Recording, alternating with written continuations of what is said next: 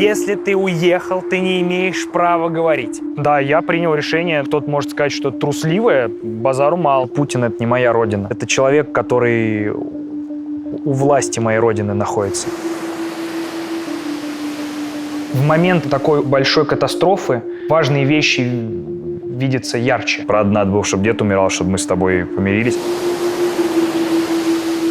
Любое вообще, за что ты не возьмись в России, так или иначе, как-то служит Путину. И я не верю, что это будет всегда. Когда у тебя почва из-под ног выходит, мир исчезает, единственное, что ты можешь цепляться за своих любимых. Скажи, Гордеевой, скажи.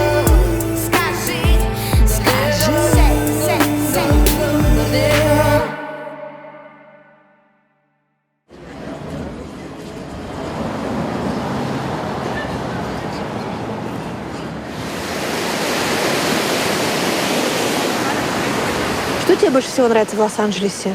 Ну, во-первых, я этот город знаю с детства. Ты не играла в GTA?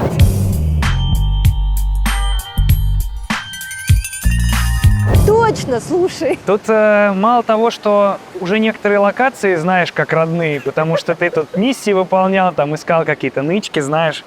Тут еще и персонажи иногда попадаются такие же. Ты прям такой, ну да, это точно как в GTA. Класс. Я тебе больше хочу сказать, мне и Полине, когда мы первый раз приехали в LA, нам тут не понравилось. Мы друг с другом были в разное время. У каждого из нас, и у меня, и у нее, первое впечатление от Лос-Анджелеса было: больше сюда не приедем. Да. Но почему вы приехали сюда? Страна Америка, понятно почему. Потому что сервисы, количество русскоязычных, достаточно далеко, чтобы не было вот этого предвзятого отношения. Чем дальше от войны, тем людям больше на это плевать. Не хотелось попадать постоянно в пиздорез из-за того, что ты знаешь вот эти ситуации, когда в Европе русский и украинец встретились в магазине и набили друг другу ёбло. Плюс в Европе, короче, постоянно шел вот этот базар про то, что давайте россиянам не будем давать вид на жительство. И вот это, короче, не было ощущения, что у тебя почва под ногами есть. Здесь оно есть. А именно Лос-Анджелес, потому что тут просто охренительное количество наших друзей. И таким образом закрыли в себе вопрос того, чтобы не чувствовать себя одиноко из-за того, что мы переехали. И это вообще очень хорошо сработало. И плюс надо отдать Лос-Анджелесу должное. Ты, во-первых, когда ты тут уже живешь, ты начинаешь в него влюбляться. Погода потрясающая, правда. Здесь какое-то вечное лето, знаешь, пальмы у тебя в твоем доме, в котором ты живешь, на входе стоят. Все с собаками гуляют. Можно на машине ездить, знаешь, пляжи. Не знаю, мы пока еще распробуем. Может, мы тут и не навсегда. Но у LA есть свой характер, и он раскрывается со временем.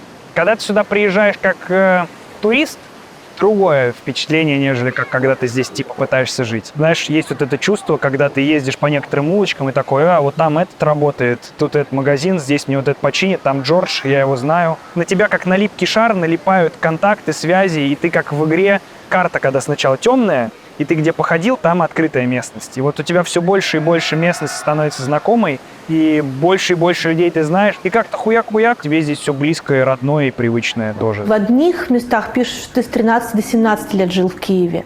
В других местах пишут, что ты с маленького детства жил в Киеве. Когда ты на самом деле жил в Киеве, и что ты там делал? Вообще некоторые люди до сих пор пишут, типа: понятно, он же украинец. Типа, там вообще уже все смешалось, понятно, много кому неохота в этом разбираться. Я в 7 классе переехал в Киев. У мамы появилась там работа, и она собиралась туда ехать работать. И я краем уха услышал разговор мамы с бабушкой на кухне, где бабушка говорила: куда он поедет, у него тут друзья. И я вышел к ней и говорю: ба, назови, блядь, по именам тех, о ком ты говоришь. Они сейчас с нами в комнате присутствуют, ты вообще о ком? И мама такая: а что, ты бы хотел поехать? И я так смекнул, я такой: это столица. Я из Воронежа поеду в столицу государства. Понятно, что это другая страна, но все равно там все по-русски разговаривают. Мне было интересно попробовать. У меня не то, чтобы были прям пиздец какие классные отношения в школе в Воронеже с одноклассниками, и с учителями. Как-то просто у нас химия не шла. И я такой, да я бы хотел попробовать. И я поехал с мамой, я учился в 25-й школе на Андреевском спуске, это была русскоязычная школа. Отличная компания была, ребята, мы просто всей параллелью дружили, у нас был только А и Б класс. Вообще, я еще такой думал, блядь, сейчас какой-нибудь будет притирка, вот эта вся херня. Нет, сразу вообще все такие, о, здорово, как у тебя дела? И что-то как-то мы заобщались, мы очень хорошо проводили время в школе, и это одно из счастливейших вообще времен в моей жизни. Мои любимые города — это Санкт-Петербург и Киев. Киев очень похож на Питер, только более такой солнечный и зеленый. То есть там каштанов много. И холмистый. Да, вот мне нравилось. Мы как раз на спуске, вот у нас школа была, вот, и я там как раз доучился до 11 класса. Украинский ты говоришь? Да, я размовляю украинскую. У меня есть проблема с украинским. Я его полностью знаю, полностью понимаю. Но каждый раз, когда я на нем говорил в школе, все такие, потому что акцент. И я такой, идите в пизду, и даже пробовать не буду. И даже учительница такая, ладно. Поляница, укра залязница, ты скажешь? Да, скажу. Вот эти все. Причем я не знал, что вот это поляниця. Я думал раньше, что это не могут выговорить клубнику по-украински, что это полуниця. И я такой, ебать, все неправильно говорят. То есть я даже не знал проверочное слово.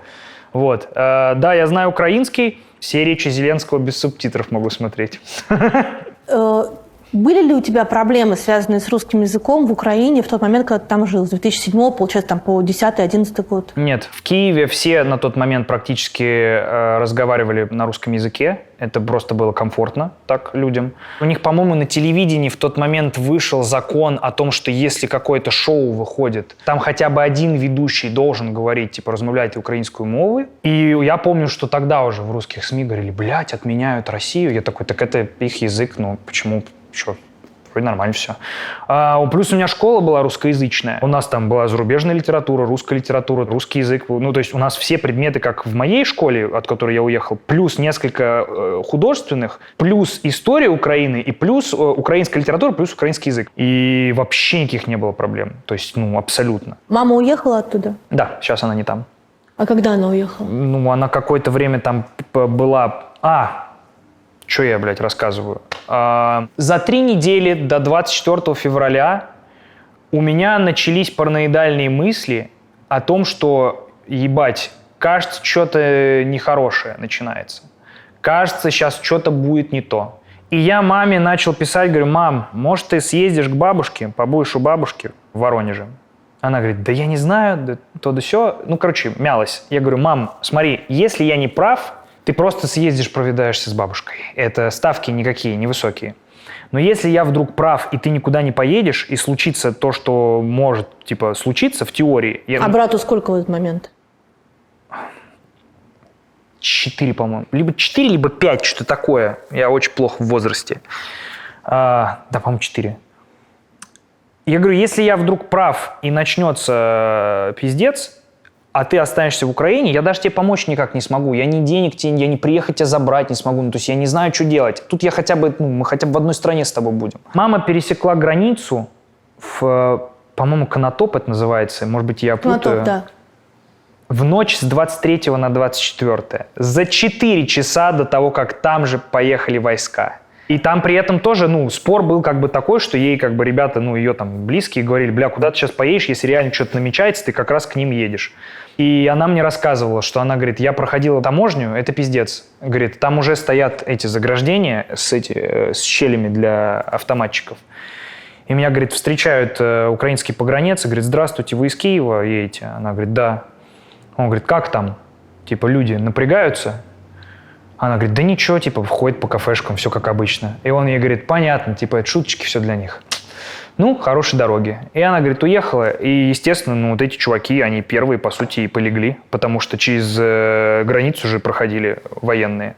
И мама вообще в последний вагон запрыгнула. Как она все это переживала? В ахуе была. Это супер трагедия для нее. Там же какая проблема? Она гражданка России с украинским сыном.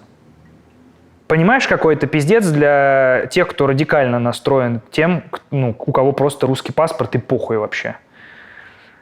И она ни туда, ни сюда. И она вообще, я к ней когда приезжал, она была в таком разбитом состоянии, я никогда в жизни не видел ее такой. Знаешь, Не сказал бы, что у нас когда-то в жизни еще какая-то война случалась такая, знаешь, близкая для нас в плане родственных связей, там и все такое, но да, она тяжело с этим справлялась, но она молодец. Она эмоции свои прожила. Мы как бы оба были раздавлены и паниковали, но мы, слава богу, оба в какой-то момент поняли, что своим горем и типа слезами, ну, типа, делу ты не помогаешь никак. Ты просто сердце рвешь, а ничего не меняется. Как бы пиздец все равно есть. Она вроде собралась, и все, сейчас она в безопасности.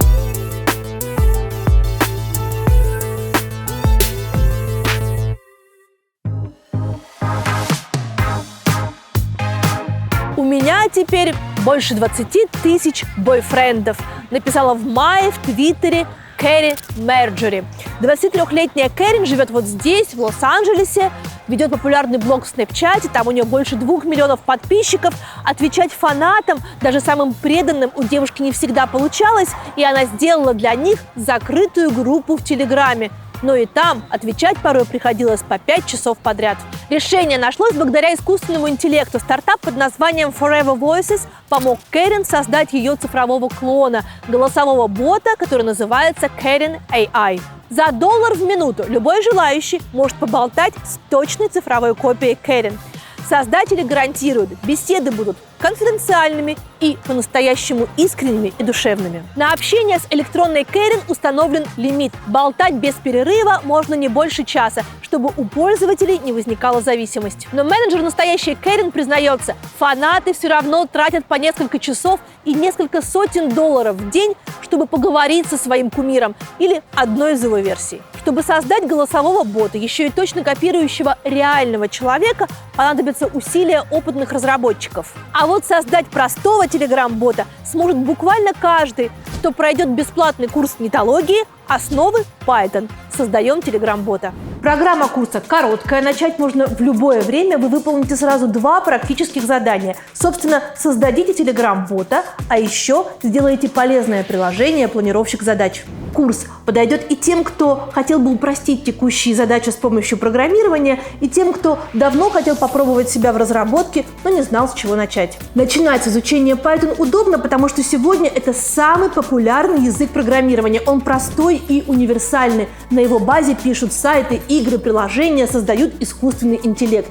Google, Netflix и даже NASA. Все они используют в своей работе Python. На курсе нетологии вы узнаете, как выглядит работа программиста, поймете, как писать и запускать свой код, как пользоваться сторонними библиотеками с готовым кодом и научитесь работать с данными и базовыми конструкциями. То есть узнаете достаточно для того, чтобы понять, хотите ли вы и дальше учиться программировать.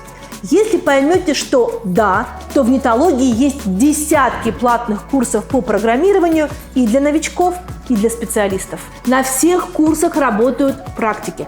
Программу составляют с учетом последних требований рынка. Всем студентам и выпускникам, разумеется, помогают с трудоустройством. А по промокоду Гордеева вы получите скидку в 45% на любой платный курс. Переходим по ссылке в описании или QR-коду на экране, записываемся на курс «Основы Python», создаем телеграм-бота, а по промокоду Гордеева получаем скидку на платное обучение в нетологии.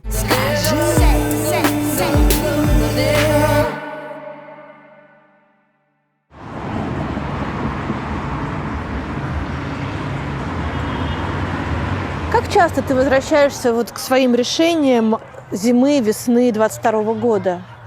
И как часто ты думаешь или сомневаешься в том, правильно ли ты себя вел и то ли ты сделал? Слушай, у меня из неправильных решений есть только 2. Когда только началась война, я предположил, что маски сорваны, и в целом власть в России Путина вообще больше никакого, управы никакой нет. То есть они все повыходили из европейского состава по правам человека, вся политика идет как бы на то, что ах так, вы нас игнорите, и тогда пошли нахуй. А в этой концепции, получается, Путин, и может все что угодно в России делать, и никто ему ничего не скажет. И Медведев какую дичь начал пороть, как будто он зашифрованный агент был, как будто он был нормальный классный парень, ему ржавый 23, возвращение на родину, он и превращается в этого ублюдка. который пишет про то, что детей надо убивать. Я такой, ну все, значит, они сейчас начнут охоту на ведьм. Они, скорее всего, сейчас начнут ебашить всех, кто им был не по нраву, потому что Навального уже попытались отравить, он в тюрьме. И я подумал, что они сейчас начнут сажать, кого они сейчас инагентами делают. И из-за того, что я обосрался, что это будет происходить вот типа послезавтра, знаешь, куй железо пока горячо, потому что я такой, ну сейчас, очевидно, заголовок есть более важный, чем там блогера несправедливо осудили, или там, знаешь, певец получил уголовное дело. Ну, типа, война началась, чуваки. И я подумал, что под этот шумок можно провернуть все то, что ты боялся, вот как с Голуновым делать из-за огласки. И что сейчас самое время вот начать всех ебашить. И я подумал, ну, кто один из первых, кого будут ебать? Тот, кто всю жизнь занимался критикой власти. Типа, кто был неугоден, кто в списках у Роскомнадзора. Ну, я один из таких людей. И мы на панике уехали в Дубай, потому что это было единственное место, куда мы могли быстро поехать без виз, и куда поехали многие наши знакомые, просто понять, что делать. И мы туда приехали, включилась эта херня, что через 3 дня у вас перестанут работать карточки. Мы такие, блядь, а как, а деньги, а что? И вот на этих всех мувах мы проебали столько бабок. Это пиздец, на курсах, блядь, на этих. Там был момент, когда мы кричали нашим мамам, меняйте доллар, он будет 200 стоить 100%. И они поменяли доллар по какому-то там, по курсу, типа 123. И мы потом жалели, и мы тоже часть денег по этому курсу меняли. Такие, знаешь, во-первых, вот эти есть решения, о которых думаешь, ну, можно было так не рыпаться и просто в более спокойной обстановке все спланировано, знаешь, сделать. Был у меня момент, когда я удалил видео из-за Роскомнадзора. Это видео где в пустыне, да. В пустыне, которое ты заменил на видео без пустого ничего. стула, да. Ну, зато цензура, которая пропускала. Вот. Я долго пытался понять, не наебка ли это, потому что имейл странно выглядел, с которого пришел запрос. Написал всем знакомым в русском офисе Гугла, и вообще кому мог, мне такие, не, это правда запрос. Мы находились в Дубае, и мы понимали, что нам надо, у нас еще не все, ни визы не готовы, ни загранники, и это не, ну, а не пахло тем, что через год это все как-то урегулируется. И я понимал, что мне надо будет вернуться в Россию точно, и меньше всего на свете я хотел, чтобы до того, как я туда вернусь, мне въебали уголовку за то, что я видос не удалил. Да, я принял решение, ну, оно, кто-то может сказать, что трусливое, базару мало, но я просто прагматично посмотрел на то, что мне Роскомнадзор просто... Там что было смешно? Я почитал письмо, которое мне прислали с этим запросом на удаление, и какая формулировка была относительно того, что мне предъявляли. И там они угрожали, типа, в случае, если вы, типа, не удалите, это будет уголовное, там, это будет преследоваться, бла-бла-бла. И в материале, как бы, документа, который мне прислали, за что им показалось, что я распространяю фейки про российскую армию, там была стата, типа, из видео создается впечатление, как будто бы Россия напала на территорию Украины, что, согласно официальным источникам средств массовой информации Российской Федерации, не является правдой. И я такой, то есть мне уголовка светит за это? Вау, типа, ну ладно, удалю.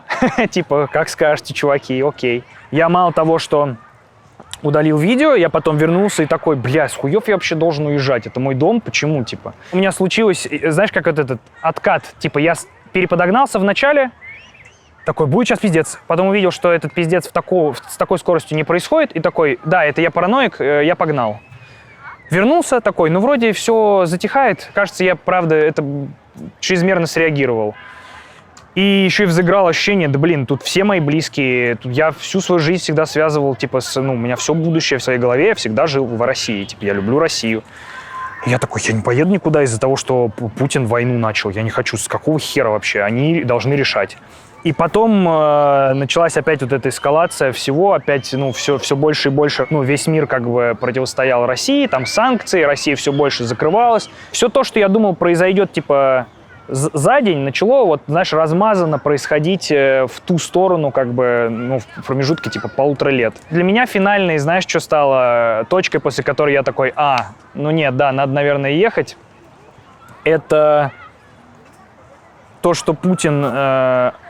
У него очень сократился, промежуток между тем, когда он говорит вещь, и потом оказывается, что он напиздел. То есть раньше это было, знаешь, там размазано хотя бы там на несколько сроков. Это либо я не буду менять Конституцию, он давным-давно говорил, он поменял. Я такой, ну ладно, много лет прошло, могло что-то поменяться у человека в голове. А второй, по-моему, был, что я не буду пенсионный возраст поднимать. И тут как бы, ну вот, человек говорил одно, потом делает другое. Тот же самый человек на тот же самом посту. И ничего не объясняет, ну типа толком, почему так. А тут как бы количество вранья, оно все сокращалось. Ну, не в плане, оно становилось все больше. И момент, через который выяснялось, что все на самом деле не так, сколько, 2 месяца был интервал между последним заявлением Путина о том, что мобилизации точно не будет, и потом он выступает, говорит, ребята, блядь, мобилизация, ну так получилось, понимаете? И я такой, ну понятно. И еще и вместе с этим появилась статья, что меня проверяют на дискредитацию вооруженных сил РФ. И Депутаты пришли еще с запросом сделать тебя иноагентом. Но там что-то было непонятное. У меня всегда вот этот фон того, что со мной какие-то проблемы происходят на фоне. То на меня заяву кто-то накатает, то полицейский пришел из-за нового видео, то еще что-то. То Милонов расстроился. То Милонов расстроился, да, что я там прикол какой-то сказал про него. Это как бы были реалии моей жизни всегда. Но это были реалии моей жизни немножко в другом контексте России всегда. То есть мне казалось тогда, ну и тогда, наверное, на тот момент так было, что я понимаю границы того, что может вообще выкинуть эта власть и в чем она заинтересована. Я не строил иллюзии относительно этой власти и ее ценностей. Я всегда такой, ну, это люди, которым нужны деньги. И мне просто всегда казалось, что начать войну идет вразрез их жизни, что они там ездят на Куршавеле, там, они продают нефть, они общаются там. Как будто бы торговать выгоднее, чем воевать. Конечно, ну, типа, дружить, ездить, пить вино дорогое, там, фоткаться с Жераром Депардье, угорать с ним, со Стивеном Сигалом. Это ж прикольно. Они смотрели все эти фильмы, пока были маленькие. Война как будто не вписывалась в то, как они хотят продолжать жить. И я, конечно, ну, недооценил, что, потому что, видимо, если у тебя какие-то проблемы с рейтингами, ну, надо, чтобы началась война, чтобы на переправе коней не менять, знаешь. Это на Netflix была документалка прикольная, как стать диктатором, там несколько серий. Я видела. Вот там очень четко, мне кажется, и просто говорят, да, если ваш режим на излете, вам нужна война, чтобы этот режим продлился подольше. Ну, типа, в мирное время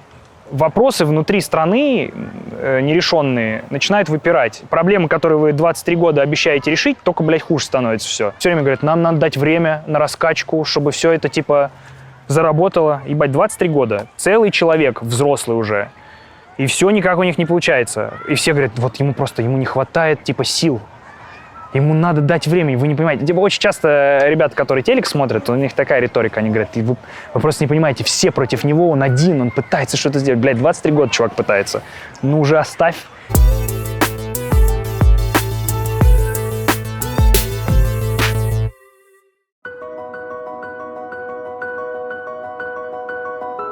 Их цвет обжигает, не оранжевый и не ярко-желтый. И стань чистое золото жидким, как молоко с отстоявшимися сливками, оно, наверное, имело бы такую же жгуче-пламенную окраску, что и наши маки. Так Джон Стейнбек в романе «К востоку от Эдема» описывал калифорнийские маки. И действительно, в долине Антилоп с апреля по май есть целые золотистые поля этих маков, ставших еще 120 лет назад главным символом штата Калифорния. А случилось это благодаря упорству одной женщины. В 1870 году 34-летняя учительница рисования, сестра милосердия и ботаник-любитель Сара Пламер переехала из дождливого штата Мэн в солнечную Калифорнию. Здесь она влюбилась в местную природу и не только. Вышла замуж и уже под именем Сара Лемон открыла больше 100 видов новых растений. Лемон активно выступала за защиту и сохранение природного разнообразия, а еще на протяжении 10 с лишним лет убеждала местные власти признать оранжевый мак официальным символом штата. Сара добилась своего в 1903 году. Тогдашний губернатор даже подарил ей перо, которым подписывал соответствующий биль, в знак уважения к ее упорству. Если вы не просто любите цветы так же крепко, как Сара Лемон, но готовы делиться своей любовью с теми, кто вам дорог на расстоянии, то сегодня это можно сделать легко и просто, благодаря маркетплейсу подарков FlowWow. Флау Вау работает в 1000 городов, в 30 стран мира, а к оплате принимаются и российские, и зарубежные карты. Заказать в подарок можно цветы, косметику, украшения, а также подарочные сертификаты от локальных брендов.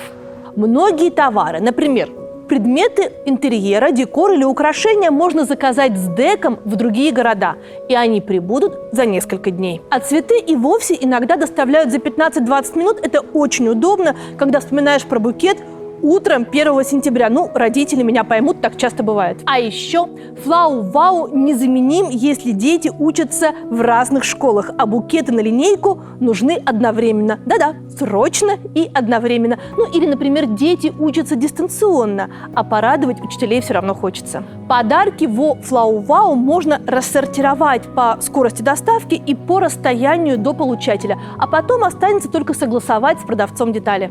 Магазин всегда присылает фото товара перед отправкой во встроенном чате, так что всегда можно попросить что-то поменять или добавить, если вдруг букет или подарок вам не понравится. Кстати, во Флау Вау можно включить напоминания о важных датах, и тогда уж ни за что не пропускать ни 1 сентября, ни дни рождения близких, ни другие дорогие вашему сердцу дни. Приложение заблаговременно напомнит, какой именно букет вы отправляли этому человеку год назад, и предложит повторить.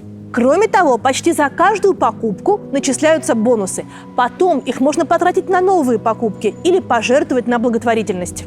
Если у вас еще не установлено приложение Флау Вау, то по промокоду Гордеева15 вы получите скидку в 15% на первый заказ.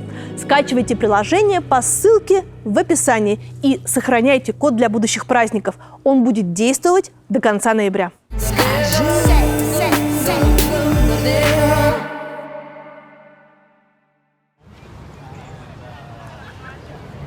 Ты в концерте говоришь, что был момент, когда твои знакомые из ФСБ тебе сказали, что все по-серьезки, тебе нужно уезжать.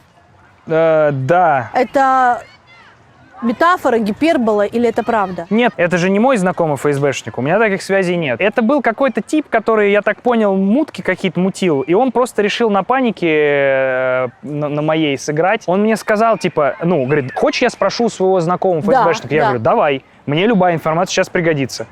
И он, этот ФСБшник, ему ответил, что там пиздец, как все серьезно, это уже там сверху спущено, в 99%, что это уголовное дело. На этом этапе, пока оно не возбуждено, можно решить, это будет типа 10 миллионов рублей. Если уже будет уголовное дело, там типа еще дороже. На секунду, конечно, промелькнула мысль такая, может дать эти деньги, но потом я такой, стоп. Во-первых, я не знаю, что это за ФСБшник. Во-вторых, какие гарантии? В-третьих, если это реально сверху распоряжение, какие нахуй 10 миллионов меня от этого откупят, если я должен показательно быть, типа, примером? В-третьих, это может быть хуйня из рода, еще и за взятку тебя ебашим. В-четвертых, я ему, еще вариант, я ему даю 10 миллионов, меня сажают, я говорю, стоп, а в чем дело? Он говорит, я не знаю этого молодого человека. То есть это вообще какой-то бред. Я пока день вот эти варианты в голове гонял, почему это вообще плохая идея вообще на всех уровнях. Он такой... ладно, давайте начнем с половины, а там разберемся. Я такой, все понятно нахуй, и типа сиди. И в итоге, естественно, никакого уголовного дела не было возбуждено. Возможно, по причине того, что я уехал, и это стало бессмысленно. Есть, слух, почему вообще появились заголовки про дискредитацию вооруженных сил, что меня проверяют на эту статью. Мне кто-то там передавал что-то. Это, знаешь, кто это шепнул, блядь, кому вообще концов не найти. Я так понял... это в целом, реалистичная версия, что это мне передали весточку после того, что я сделал подкаст с Шульман. Типа, нам не нравится, что ты даешь площадку для высказывания инагентам. Кстати, здравствуйте. Объявлено иностранным агентом. Мы сами даем площадку. Да. С Моргенштерном, я так понимаю, нет проблем, потому что он, типа, в их глазах просто музыкант. И то я знаю истории про то, что не разрешают некоторым артистам, которые остались в РФ, с Морганом как-то творчески коммуницировать, потому что, все, он сифа. Ты тоже сифа. Но мне, как, юмористу-ютуберу, с Морганом, нет проблем, что мы коммуницируем. А вот Шульман, они видят в ней избирательный потенциал, что она нравится людям в этом ключе, что она умный историк, человек, который в этом шарит. И они так страхуются, чтобы она не становилась еще более влиятельной. Чтобы она не расширяла свою аудиторию за счет твоей аудитории. Даже не то, что аудиторию, чтобы именно вот человек, который в теории может избираться, не расширял свою аудиторию. И мне кажется, по этой причине я им, я все еще не инагент, потому что я очень четко и понятно очерчиваю и всем своим творчеством и просто вслух проговариваю, что мне нахуй политика не нужна. В плане, что я не вижу своего будущего там. Знаешь, потому что есть некоторые блогеры, которые прям видно, что они вот, блядь, им только дай нахуй повод, блядь, костюмчик бы походить, блядь, политбюро, брошку какую-нибудь повесить, что люди туда стремятся. Мне это вообще не интересно. А самое крутое, какое киевское воспоминание? Мне вообще вся школа очень нравится. Вот весь период, вот если сгусток вот этот, знаешь, спрессовать вот так вот всю школу нашу, я прям в восторге был. Очень было здорово. И я вообще в целом, из Воронежа приехал в такой пейзаж, и каждый раз, когда я выходил из школы, я такой, ебать, вот это да. Круто. И у нас стоял всегда вагончик с... Блять, это не пюрепечка называлась. Пюрепечка, потому что это эти с сосиской. А были, короче, вот такие в Киеве очень распространены квадратные пышные пирожки с разными вкусами. Такие, знаешь, как сеточка иногда просто. Да, я поняла. Типа там были с грибами и сыром, что-то там с курицей. Ты выходишь из школы голодный, берешь с каким-то вкусом, и тебе в такой кулек, типа пакетик бумажный насыпают квадратиков мясных. Ты идешь и хаваешь, и это был, мы на пейзажную аллею мы поворачивали, гуляли, было всегда очень замечательно. Я очень скучаю по временам школы, в хорошем смысле, не то, что я хочу их вернуть, а я отлично проводил там время. Я не знаю, было ли так у них до этого, но у меня было ощущение, что из-за того, что я приехал в эту компанию и со мной начали заводиться отношения, мне казалось, что с моим приездом, что, скорее всего, не так. Мы как-то очень быстро выстроили такую атмосферу в школе, что нас и так ебут учителя за уроки, давайте хотя бы друг с другом не будем враждовать и классно проводить время комфортно. И у нас все праздники, все дни рождения, у нас почти вся параллель тусовалась друг с другом. То есть мы даже особо никого не булили, не травили, знаешь. Люди, с которыми ты учился в школе, сейчас какие у вас отношения? Мы продолжаем поддерживать отношения с двумя ребятами. Это мои лучшие друзья были в школе. Мы переписываемся периодически. Но они в Украине. Один уехал, по-моему, сейчас в Германии. Один защищает свою страну. Да. У тебя были проблемы с ними поговорить после начала войны? У меня не с ними были проблемы. У меня с некоторыми другими членами семьи были проблемы. Моя мама была в отношениях с человеком. Вот они как бы уже разошлись. И вот он радикализировался очень сильно. Настолько, что выглядело так, как будто бы от того, чтобы закончилась война, отделяет только мой резкий видеоролик на Ютубе. Что, типа, на меня перекладывалась такая ответственность, что, типа, почему ты, типа, условно не бежишь, не поднимаешь протест? И я такой, да ты, блядь, ты чё? Почему ты думаешь, что это так работает? Ну и там как бы на любой аргумент был контраргумент, а нас бомбят. И я такой, да я понимаю, но это не вообще, типа, это не сработает так, что я на это могу повлиять в данной ситуации. И, наверное, был момент, когда, нет, с друзьями не было проблем, потому что они меня давно знают, они знают, какой я позиции, и мы только, когда это все началось, я вот своему другу, который воюет, я ему периодически писал, спрашивал, типа, как ты, живой, как у тебя дела вообще, расскажи. И просто пытался понять, не изменилось ли у него там отношение ко мне, и вообще, живой ли он, в порядке ли он, и что он вообще думает. Больше ли ты понял про значение слова «бессилие» за это время? Да. У меня вообще очень многие мои воздушные замки рухнули. Просто это для меня действительно важные столпы были, в которых я разочаровался и на которых держалось вообще, чем я занимался. У меня были там несколько убеждений. Одно из них было: все понимают, просто находятся в обстоятельствах, но все понимают, что происходит. Оказалось, это не так. Оказалось, огромное количество людей действительно впитывало пропаганду, и как бы не все понимают то, что понимаю я. Оптимистичный прогноз, что половина, знаешь. Может, еще и больше, хер его знает. Может, и меньше, может быть, я ошибаюсь. Но это никак вообще не проверить. Вторая у меня была иллюзия, что если вся страна выйдет на мирный протест, можно что-то изменить. Я посмотрел за тем, как события развивались в Беларуси, и такой, ага, тоже не обязательное правило. Кажется, не всегда это так работает. И третье, у меня была иллюзия, типа, ну, Навальному-то они ничего не сделают. У него же за ним же весь мир наблюдает. Ну и самое, наверное, главное, что у меня пошатнулось, в чем уверенность, это у меня была иллюзия, что можно что-то реально, ну, типа, значительно изменить творчеством. И я знаю, что это звучит упаднически, может быть, пессимистично. Навальный, там, которому въебали очередной там, конский срок, говорит, вы не должны бояться, вы должны хоть что-то делать. Это, конечно, все замечательно, только вот ну, я и до войны только и делал, что критиковал режим, привлекал внимание к проблемам вообще в стране. Знаешь, типа я сатирически высмеивал какие-то вещи, которые считаю несправедливыми. Большое количество людей говорило, да, так и есть. И в итоге, ну что-то, блядь, что мы все равно там же оказались, где мы и есть сейчас. Тут за стеной театр, Да. в котором стоит декорация, которую построил Петр Балабанов. Да. И в этой декорации ты делаешь свой новый проект, который называется «Слишком поздно». Да, но она сейчас там не стоит, она у нас мобильная, мы ее собираем, разбираем. Она такая, как, знаешь, в театральных подмостках прячется и потом... Просто мы много искали театры разные здесь, и ну вот этот выглядел как самое прикольное место, самое простое, уютное и понятное для этого, ну для пилота. Мы попробуем еще несколько выпусков снять здесь, а потом, возможно, будем расширяться, чтобы ну, как побольше людей могло приходить на съемку. Вот, потому что сейчас там, по-моему, влезает у них по пожарной безопасности не больше 100 человек вместе со съемочной командой.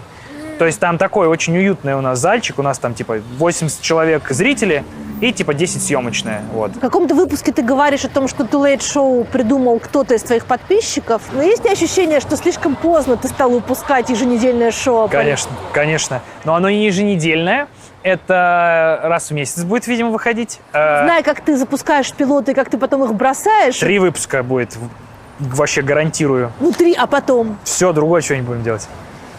Ну, я знаю, это странная история. Наверное, перегораю в плане того, что, ну да, все понятно, формат работает, хочется что-то еще. Это и не очень хорошая черта для контент-мейкера, наверное, но, возможно, это мне играет на руку с точки зрения того, что зрителям всегда интересно, что будет на канале выходить, что они не заебываются от одного и того же и получают все время что-то разное.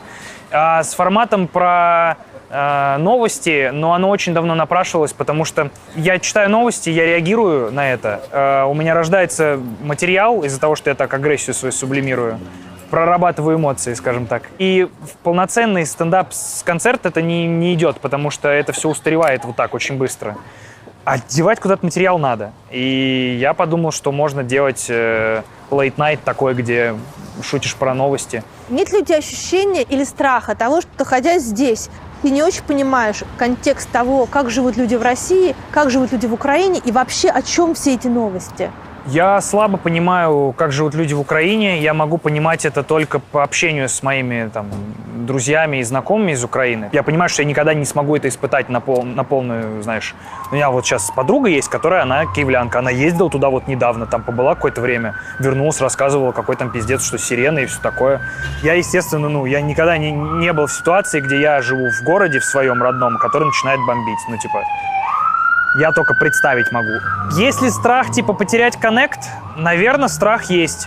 Но я тебе хочу сказать, что я, во-первых, столько лет там прожил, я, мне кажется, уже впитал все, что там происходит на каком-то, знаешь, клеточном уровне. И пока что единственное, что вот за полгода моего нахождения здесь, и, по-моему, за год странствий туда-сюда, единственное, что изменилось, у меня просто исчезла постоянная тревога, блять, вдруг завтра меня придут паковать менты. Вот это единственное, что поменялось. Ты сам замечаешь, что вот у политиков, например, которые живут годами вне России, Да. картина меняется, у них Да. наступают когнитивные искажения. Да, я тебе больше скажу, иммигранты, которые съебались из РФ в тот, ну, знаешь, условно, вот там, в 90-е, они до сих пор носители вот той России, они думают, что там вот так. Хотя там уже кардинально по-другому. И я надеюсь, если честно, что я хочу возвращаться в Россию периодически, заземляться, понимать, ну, типа, чтобы я тоже не был этим отлетевшим типом, который, когда началась война, уехал и свою вот эту шарманку ебашит, а там уже все по-другому давным-давно. Нет, все еще мой дом. И я рассчитываю, что... Я вообще надеюсь, что это все закончится, и я вернулся бы туда жить. При этом властями нашими усиленно втюхивается мысль о том, что если ты уехал, ты не имеешь права говорить. Что мне кажется полным булшитом. Но один аспект из этого я считаю правильным, что я не имею права ни к чему призывать тех, кто там остался. Потому что я сам больше не там, и я уже так не рискую, как люди, которые находятся там. И это я полностью с этим согласен. Тут видишь, какая еще штука. Я все еще нахожусь в этой уебанской позиции не перегнуть палку так, чтобы потерять возможность приезжать к бабушке. И я об этом всегда открыто говорю. Я знаю, что это может казаться лицемерной хуйней. С другой стороны, даже если бы у меня и не было бабушки в России, я вот условно не считаю правильным ебашить такой контент, как вот, например, Антон Пикули. Потому что мне кажется... Не потому что я там не могу или еще что-то, а потому что мне кажется, что такая форма тех, кто сомневается, она только отталкивает, потому что она крайне радикальна. Просто когда ты включаешь видео и там типа «Путин, старый мудак, гондон», и начинаются вот просто матюки, просто потому что он такой «да мне похуй, я могу так делать». Есть же спектр людей на плоскости того, какое у них отношение к властям, знаешь. Кто-то категорично за, кто-то категорически против. Есть вот эта серая середина, которая такая, ну вот тут говорят, может быть, вот это, не знаю, думаю. Когда они включают, типа, такой резкий контент, это выглядит как радикализм какой-то. Я все-таки хочу, чтобы мое творчество издевалось над вещами объективными для меня, которые вот точно заслуживают издевательства, но чтобы это не превращалось в какую-то кричащую вот эту радикальную пропаганду. Не в плане, что типа, а может Путин и не такой плохой, а в плане, что, ну, слов и инструментов, которыми я это делаю. Бабушка единственный человек, который у тебя остался в России? Нет, много друзей, много родственников, помимо бабушки. Просто бабушка из родственников самый близкий и самый опасный претендент на выбывание.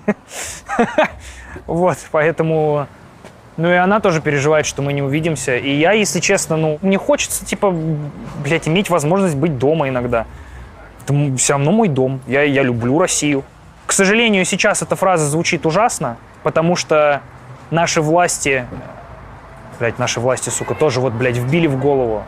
Российские власти очень много лет припаивали себя к понятию «Россия». Не любишь Путина, не любишь Россию. Вот такая хуйня. Не любишь эту власть, не голосовал за нее, значит, ты предатель.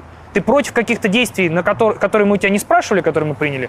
Ты, блядь, предатель. Мало того, что ты предатель, ты преступник, нахуй. Я не считаю, я в своей голове очень четко разделяю, что для меня Россия и что я люблю. И вот этих вот людей. Я надеюсь, что мне, что бы они ни сделали, мне удастся через этот кромешный пиздец пронести вот этот огонечек любви к своему дому и к людям, которые там, которые мне дороги, и к местам. У тебя где-то здесь есть рецепт бабушкиных пирожков или где-то чего? Здесь, вот Вот, он, да, да. весь, вся рука. Картофельный. Да. Сварить густое пюре. Блин.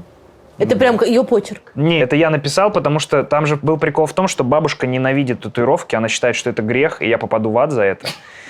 И я на день рождения ей сделал такой подарок. Мне было интересно, как она отнесется к тому, что Бог запрещает делать, но трогательному и относящемуся к ней. Я говорю: бабуль, с днем рождения, смотри. И она сначала, верещала, говорила: Господи, это же на всю жизнь, Даня. И вот это сокрушалась. А потом такая: ну, хоть умру, вспоминать будешь. Я говорю: конечно, без татуировки бы не вспомнила тебя, бабуль. Это единственное, что вообще будет о тебе напоминать. Можно говорить, как ее зовут? Бабушку зовут Нина. Мое любимое имя. Вот. Но у меня теперь с бабушками ассоциируется всегда. Я не знаю, как назвать ребенка. Я хотела Ниной назвать дочку. Вот. А я вот не знаю, у меня, если есть старые родственники или просто люди в твоем окружении, старики, которых как-то зовут, эти имена как будто зашкварены старостью. Типа Галина, знаешь, там такие какие-то. Тамара. Вот. Тяжело ребенка так называть, потому что это младенец, а ты его называешь Галина. Понимаешь, о чем я? С другой стороны, и наоборот хорошо, как будто ты даешь новый пример того, как это имя может звучать в контексте другого человека. Но в нынешнем твоем концерте часть про бабушку – это моя самая любимая часть, потому что в ней столько любви, в ней столько, я не знаю, нежности какой-то, и она смешная. Спасибо. Ну, видишь, бабушке тяжело это показывать. Она, наверное, не посмотрит это, потому что, мат, а еще и какие-то там могут ей вещи показаться богохульскими. Она прям верующая Она такая. пиздец до мозга костей. Ну вот я не шучу, когда говорю, что ее с кухни вытесняют иконы. Потому что нельзя ничего выкидывать с изображениями святых, а мерч прибавляется с каждым годом, с каждым новым походом в церковь, с каждым новым православным праздником. Дедушка еще умер, блядь, место поприбавилось. Можно те места, которые раньше его кружки там занимали, тоже подзанять, знаешь. Вот. Бабушка, да, прям сильно верит.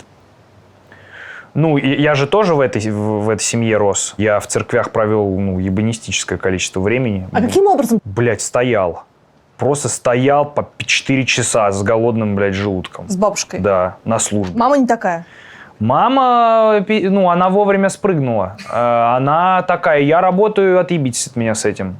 Ну, то есть нет, она тоже там молитвы мы могли там прочитать, то есть мы как бы такая православная были семья, но мама такая, не, в церкви, она иногда могла прийти, но так как безработный сижу я дома круглосуточно, меня тащили на службы, я и причащался, и все эти акафисты стоял, короче, это самое, вот мы, кстати, на одном из этих моментов очень с Полиной сошлись, потому что я никогда представить себе не мог, что кто-то может понимать мои внутрики вот из детства в церкви. А Полина что там делала в церкви? Точно то же самое, что и я. Она была взята своей бабушкой и приведена туда, и стой, не двигайся, блядь, 3 часа, слушай молитвы. Мы как раз, когда была пандемия, мы с ней созванивались дистанционно, делали коктейли и бухали, у нас такие свидания. И мы как раз вот разгоняли все эти вещи. Я говорил, у тебя было такое, что ты в какой-то момент службы становилась на колени, но не из-за того, что ты пиздец как любишь Бога, а просто чтобы сменить положение. И она такая, ебать, откуда ты это знаешь? И вот мы на этих всяких штуках с ней очень-очень сблизились. Я помню, ты уже постоишь и так, и сяк, там, «Отче наш, жиси на небеси, да светится имя Твое». И бабки стоят, все плачут. Ты уже все иконы поразглядывал, уже послушал, как они молятся. Ты уже и сам помолился, уже и про свои грехи подумал, уже все, у тебя еще 2 часа стоять. И ты начинаешь импровизировать. Ты такой, стоит, подставка под свечки, там есть монахини, которые подходят и убирают эти огарки, знаешь, то, что накапало. Такой, ебать, я буду это делать. И ты подходишь, начинаешь убирать, там, типа, да, давайте я вам поставлю. И все, ой, какой мальчик, это у тебя потому что другого занятия, это хоть что-то, ебать, чем заняты твои нейроны, знаешь, типа, хоть как-то себя отвлечь. И еще же, сидеть нельзя. И мы из-за этого с Полиной отлично переносим длительные перелеты в самолетах. Реально, мы прям с ней разговаривали об этом, мы там куда-нибудь в Америку летим или там еще куда-то. Она такая, ебать, сидим, телевизор. Вообще, по сравнению с тем, что было на службах в церквях, это вообще изи катка. Ну, вот интересно, что вот это испытание церковью совершенно не повлияло на масштаб твоей любви к бабушке. Ну, конечно, это же она ж меня не мучила, она верит в то, что на небе есть дядька, который следит за тем, что... Она же переживает, что если я это делать не буду, я в ад попаду. И я долгое время так думал. Знаешь, как мне тяжело было сказать бабушке, что я крестик больше не ношу? Она мне до сих пор иногда, да, носи крестик. Я уже ей объяснил, я говорю, Почему ты не носишь? Для меня это символ, того, во что я не верю. Символ того, что, мне кажется, двигает человечество назад. Я при этом прекрасно понимаю, что хорошего есть в религии. Я знаю много батюшек, которые очень хорошие люди. Один из них вот призвался. Но я в масштабе человечества, мне кажется, вера все-таки очень ортодоксальная и отбрасывающая людей назад штука. Самое в ней грустное, что... у меня кризис веры начался, я когда был маленький, я сначала просто ходил в церковь, а потом я постарше стал, меня в воскресную школу отдали. Я в ту же самую церковь ходил по воскресеньям, и нам там батюшка объяснял, в чем вообще смысл, как все устроено и так далее. И у меня просто начали появляться в какой-то момент, я такой, я в воскресной школе, хорошо, объясняй. Почему Бог сделал нас грешными и судит нас за грехи? И мне начали всякие ответы давать, на все воля Божья, пути неисповедимы и так далее. И, на все эти вопросы ответов нет. И когда я начал, в этом копаться и говорить, а почему нет ответов, но вы этому так, служите? Он мне объяснил, что вера поэтому и называется вера, что ты, просто принимаешь на веру эти вещи. И я такой, мне кажется, меня это не устраивает. Потому что Ну и потом я начал взрослеть, и я где-то лет, наверное, в 17-18 окончательно такой, бля, правда Бога нет, кажется, ебать. Типа для меня это была большая трагедия, потому что Бог был для меня, ну и в целом православие, заповеди были для меня, ну, стержнем, структурой, на которой держатся мои взгляды и убеждения. Что хорошо и что плохо. И когда этот элемент, ну, до меня дошло, что этот элемент не настоящий, Это постепенно было, то есть не было какого-то резкого такого события, которое... Ну нет, наверное, постепенно это зрело, но вот момент, когда я такой, бля, кажется, это правда все неправда. И это было резко, да. И я не знал, что с этим делать. А что случилось? Да ничего, я просто вырос и начал в этом больше копаться, скажем так. А правдивый ответ, не знаю, который, может, вы не вставите, я уехал в универ в Польшу, и я начал курить траву. Ну, у меня мозг так работает, не со всеми так, что я когда прикуриваю и на чем-то фокусируюсь, я на этом фокусируюсь сильнее, чем если бы я был трезвый. Появляется какая-то суперконцентрация. И я покуривал траву и ковырялся вообще в догмах, в том, откуда появилась Библия, кто ее написал, в каких-то, ну, вообще в критике религии. И такой, бля, что, неправда, да? Пу-пу-пу, зачем тогда жить? Типа, вот у меня был такой, знаешь, момент. И я себя пересобирал всю эту историю, пытался понять, зачем, ну, как быть хорошим человеком, если никто за этим не следит. Как? Наверное, для меня даже не с этим был главный момент. У меня был главный момент, а зачем жить, если это все бессмысленно, если мы просто эволюционный этап, знаешь. И я для себя нашел ответ. У меня раньше это было за тем, чтобы после смерти, типа, вот, попасть в рай и там вечно жить здорово. Ну, мне понадобилось какое-то время на прописную истину, что надо, ну, стараться сделать так, чтобы рай был здесь, типа, быть счастливым тут. Смысл жизни в том, чтобы быть счастливым. А что тебя делает счастливым, это ты уже, вот, это твой путь узнать. А что после смерти? Наверное, ничего. Нет, у меня есть теория, основанная как раз на дедушке, на моем. Я верю в это. Я думаю, наш мозг, и вроде есть даже научные исследования, которые подтверждают, что после того, как мы умираем, мозг еще какое-то время, какой-то отсек типа работает. Просто генерит нам последнее сновидение, чтобы это не было стрессовой как бы историей, и он нам делает плавный переход в отсутствие. Знаешь, когда вот бывает, ты спишь, и вроде нет сна, а потом, типа, или наоборот, сначала есть сон, а потом он заканчивается, и ты просто, ну, как бы, все, в темноту. Вот, мне кажется, что-то такое будет. И во что ты веришь, то тебе и привидится. Потому что моему дедушке, когда у него была клиническая смерть, ему привиделось, что его забрала Богородица наверх и отвела его в помещение, которое выглядело как старый советский актовый зал. И я такой, ну, ага, ебать, конечно. И еще и Богородица тебя встречала. Тебя, блядь, дедуль. Давай, ты сбавь обороты. Я думаю, не есть чем заняться. И я тогда понял, что да, кажется, просто из-за того, что дедушка не видел помещений позже, чем советские актовые залы крутые, знаешь, у него фантазия на что хватило, вот он там и оказался. И это объясняет вообще все эти клинические смерти, когда люди возвращаются и говорят, да, я видел Будду, там, типа, вот так и так, потому что люди как бы, ну, они себе представляют эти места так оно и, ну, им мозг это и преподносит. Если ты живешь с ощущением, что ты мега грешник, и ты будешь гореть в аду, и у тебя жрет совесть все время, тебе мозг это подкидывает. Знаешь, как тебе кошмары, когда снятся, когда ты боишься клоунов, тебе часто снятся клоуны, чтобы мозг так прорабатывает страх, чтобы ты с ним, типа, сталкивался и как-то работал. Вот тут такая же история. Дедушка знал, что ты популярный? Бабушка знает? Да, бабушка знает. И чем ты занимаешься? Да, она, знаешь, что знает? К ней полиция приходит, рассказывает. Факт. Ну, вообще. тогда вот было сколько лет назад? Это регулярно происходит. Кать, это происходит, типа, ну, чтобы не спиздеть, с интервалом раз в 3-4 месяца. Просто стабильно приходят копы. Тук-тук-тук. Она раньше подгонялась, потому что она советский человек, кто-то в форуме пришел, говорит мою фамилию, все. Ой, блядь. Это была трагедия. Сейчас она уже такая, уже знает, что говорить, типа, куда всех посылать, типа, какие отписки давать и все такое. Но для нее это всегда, да, стресс. И первое время она вообще думала, что я какой-то, ну, блядь, бандит ебаный, потому что, ну, как же, полицейский же приходит, значит, что-то нехорошее делаю. У нее это отлегло, только мы все объясняли, мама ей объясняла, типа, мы все говорили, смотри, вот так, такая-то история, это вот так происходит, я неплохой человек. У нее отлегло только, когда мой адвокат, которого я нанял за деньги, который приехал в Воронеже, когда приехали полицейские, у нее там взять какие-то показания, когда он ей просто сказал, у вас, типа, внук занимается хорошим делом, он хороший человек. И она вот, знаешь, она маме рассказывает, знаешь, что сказал? Вот, блядь, какой-то, вот надо, чтобы кто-то сказал, понимаешь? Когда свои говорят, это не считается, это могут быть предвзяты. А вот человек, которого я, блядь, нанял, который может сказать все, что угодно, когда вот он ей сказал, вот она такая, ой, кажется... То есть она никогда не ходила на твои выступления и никогда не видела твоих выступлений в Ютубе? Я думаю, что она могла видеть какие-то куски, потому что бабушка телеграммом пользоваться умеет. Может быть, что-то видела в Телеграммом Ютубе. пользоваться умеет. Да, мы научили ее телегой пользоваться. Спасибо, Паша Дуров. В респекте вечный вообще за видеокружки и за телегу.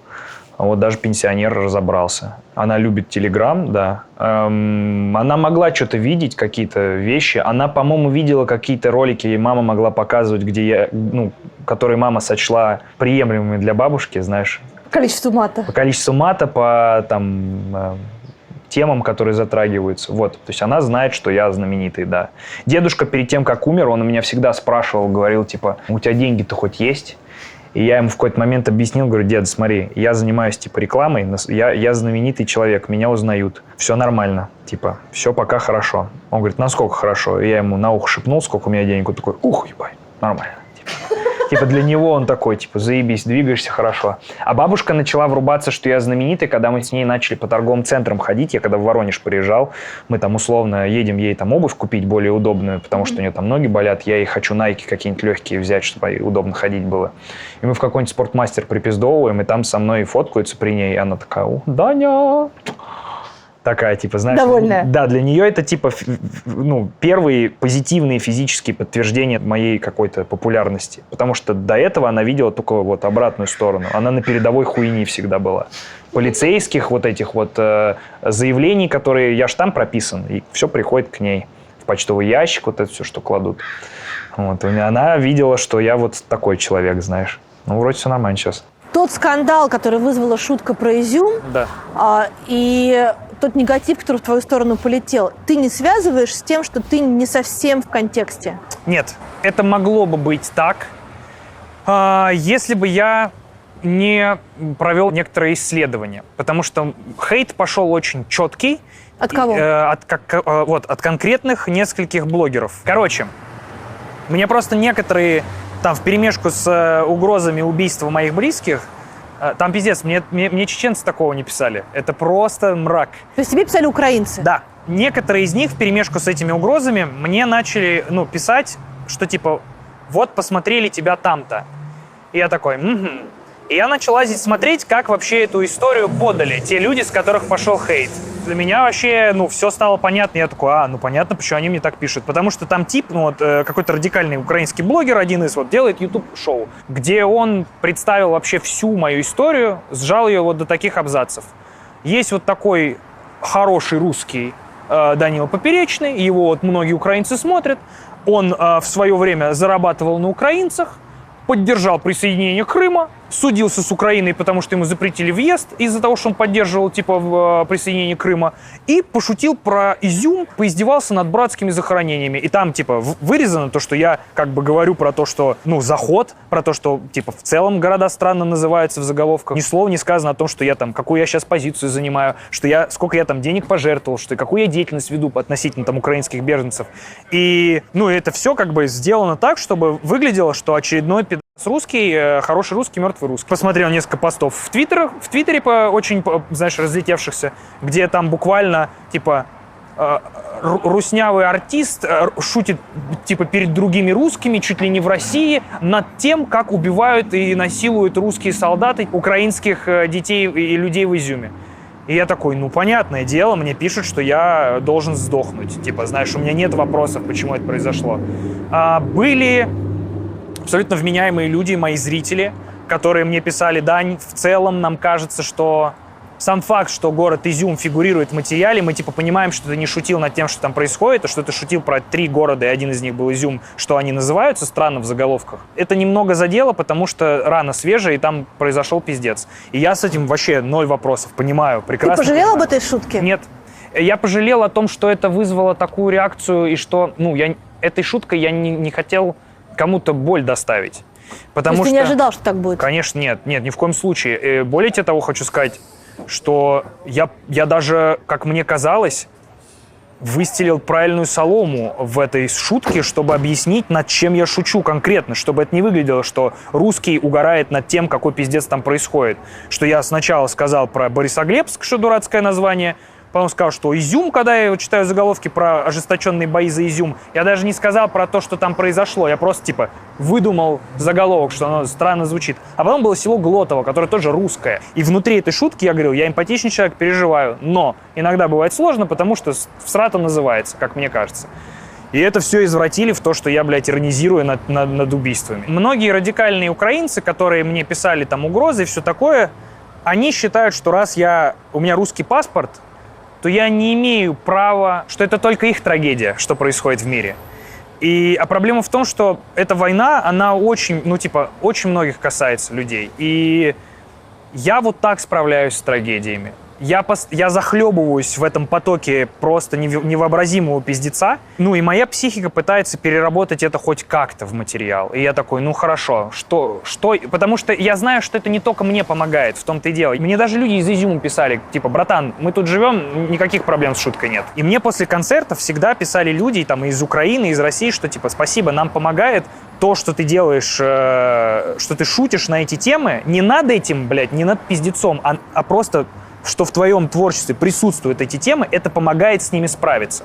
Сколько на сегодняшний день денег ты собрал в помощь беженцам? Я боюсь соврать, по-моему, 12 миллионов рублей. Это было на тот момент. У нас было 3 полностью благотворительных концерта, где я просто все деньги, которые я заработал, отдал в этот фонд. И вот весь наш тур «Веселая жизнь» с программой, он был частично благотворительный. Я какой-то процент от выручки тоже пожертвовал. Мы договорились с фондом польским «Щепомага». Они предоставляют помощь беженцам из Украины, которые переехали в Европу. И это проверенные, хорошие ребята, много кто с ними работает. Они на разное жертвуют, но мы вот с ними договорились, у нас есть бумажки, там всякие договора, что вот на что конкретно пойдут эти средства. На что? На помощь беженцам, которые приехали в Европу, на их на одежду, на расселение, вот эти вот все вещи. То есть это гуманитарка такая вот для тех, кто потерял дом и теперь живет в Европе. Я вот этим всем занимаюсь, помощью и так далее, не потому что я хочу заслужить, очки какого-то респекта у украинцев. Я это делаю, потому что мне кажется, что так правильно. И я прекрасно понимаю, что в целом конфликт между Россией и Украиной может накалиться до такого состояния, что может вообще не остаться украинцев, которые бы могли, хоть как-то коммуницировать и воспринимать в целом русских людей. Что, что Путин такую травму нанесет всему этому народу, что в целом, да-да-да, вы хороший человек, давно уехали, но я не могу, я вообще не могу с русскими, коммуницировать. Я вполне подразумеваю, что такой даже момент может настать. Я, по крайней мере, внутренне это делаю не потому, что мне хочется, чтобы чтобы говорили, а вот Данька молодец, блядь. Это моральные какие-то вещи. Я понимаю, что люди лишились домов, и я понимаю, что я привилегированный чувак знаменитый. И да, это для меня сопряжено с некоторыми рисками, но я вот для себя сидел и думал, как я могу не пиздежом, а вот делом помочь. Я такой, я могу деньгами помогать тем, кто лишился дома из-за того, что война пришла в их дом. Из-за правительства страны, чьим гражданином я являюсь. У меня целый год на всех видосах вначале висел QR-код, призывающий жертвовать беженцам тоже, чтобы зрители могли тоже поучаствовать. Ты лично включаешься в эти истории, ты кому-то сам помогаешь, ты с кем-то общаешься, ты пытаешься понять, как эти деньги работают и кто что получил с твоей помощью. У нас там была ситуация, когда не очень проконтролировали, видимо, хреново обсудили, и Щепомага чуть не отправили деньги в Украину. И я такой, все понимаю, ребят, но я, если честно, я боюсь, что я потеряю след этих денег, и они могут пойти реально на войну. Я не готов свои деньги жертвовать на войну. Ни с той стороны, ни с этой, ни с какой вообще. Давай проясним этот момент. Ты собираешь деньги исключительно на беженцев или ты собираешь деньги в том числе и на нужды ЗСУ? Нет, категорично не собираю на нужды ЗСУ. И мне украинцы постоянно пишут, а какого хуя ты не жертвуешь на ЗСУ? Это моя позиция. Я не хочу никоим образом быть причастен к тому, чтобы умирали люди. И мне поебать вообще, зетник он, не зетник, любит он Россию, любит он Украину. У нас даже был момент, когда нас спрашивали, а не хотите ли вы пожертвовать типа на аптечки, на лечение украинским военным. И для меня это мою красную линию не проходит. Сколько бы я ни считал, там, знаешь, русскую армию и Путина неправым в этом конфликте, и что при любом возможном случае, нельзя никоим образом участвовать в этой войне. При этом мне все равно жалко пацанов, которые там воюют. Мне, понятно, жалко украинцев, потому что, им там все понятно. Они свой дом защищают, все ясно. К ним пришли люди с войной. Но мне и жалко, блядь, вот этих чуваков, которых призвали, которых просто бросают как пушечное мясо, потому что говорят, иначе тюрьма. Да, я не считаю, что они правы, что они идут на эту войну, но мне опять же, это никуда не девается человеческое просто сочувствие тому, что, тебя убьют.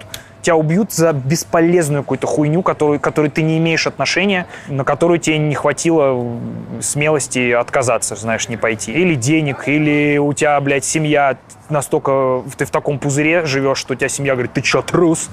И ты всю жизнь в этом варишься и растешь, и думаешь, возможно, что что ты действительно правильное дело делаешь. Я понимаю, что я сейчас, возможно, жесткие вещи и говорю, которые стригерят много говна еще больше, но Украина...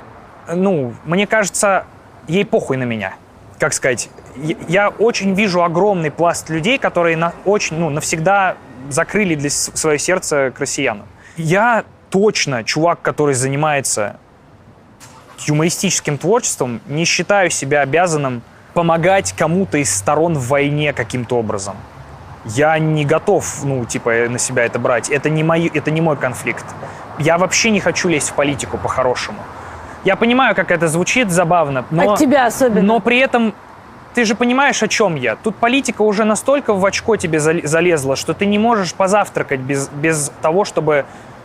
О, дрон прилетел. О, вот это. О, опять про ядерную войну говорят. Да это уже просто новости. Уже нет обычных новостей, типа, блядь, как, знаешь, раньше было, в лучшие времена на Урганте. Коала в зоопарке родила, блядь, 3 новых. Я не знаю, что делать. Мне понятно все. Вот в Украине война, куча людей из-за этого осталась без дома и уехала за рубеж. Я тоже из-за войны уехал за рубеж. Не по такой причине, не потому что мне ракета прилетела в Россию, но тоже из-за войны. Тут мериться письками нет смысла, понятно, мериться трагедиями, знаешь. Я такой, наверное, да, мой ценз проходит помощь тем, кто за границей. И я вот им помогаю, вот такой у меня вклад. Если кто-то считает, что это недостаточно, пожалуйста, сделайте сами.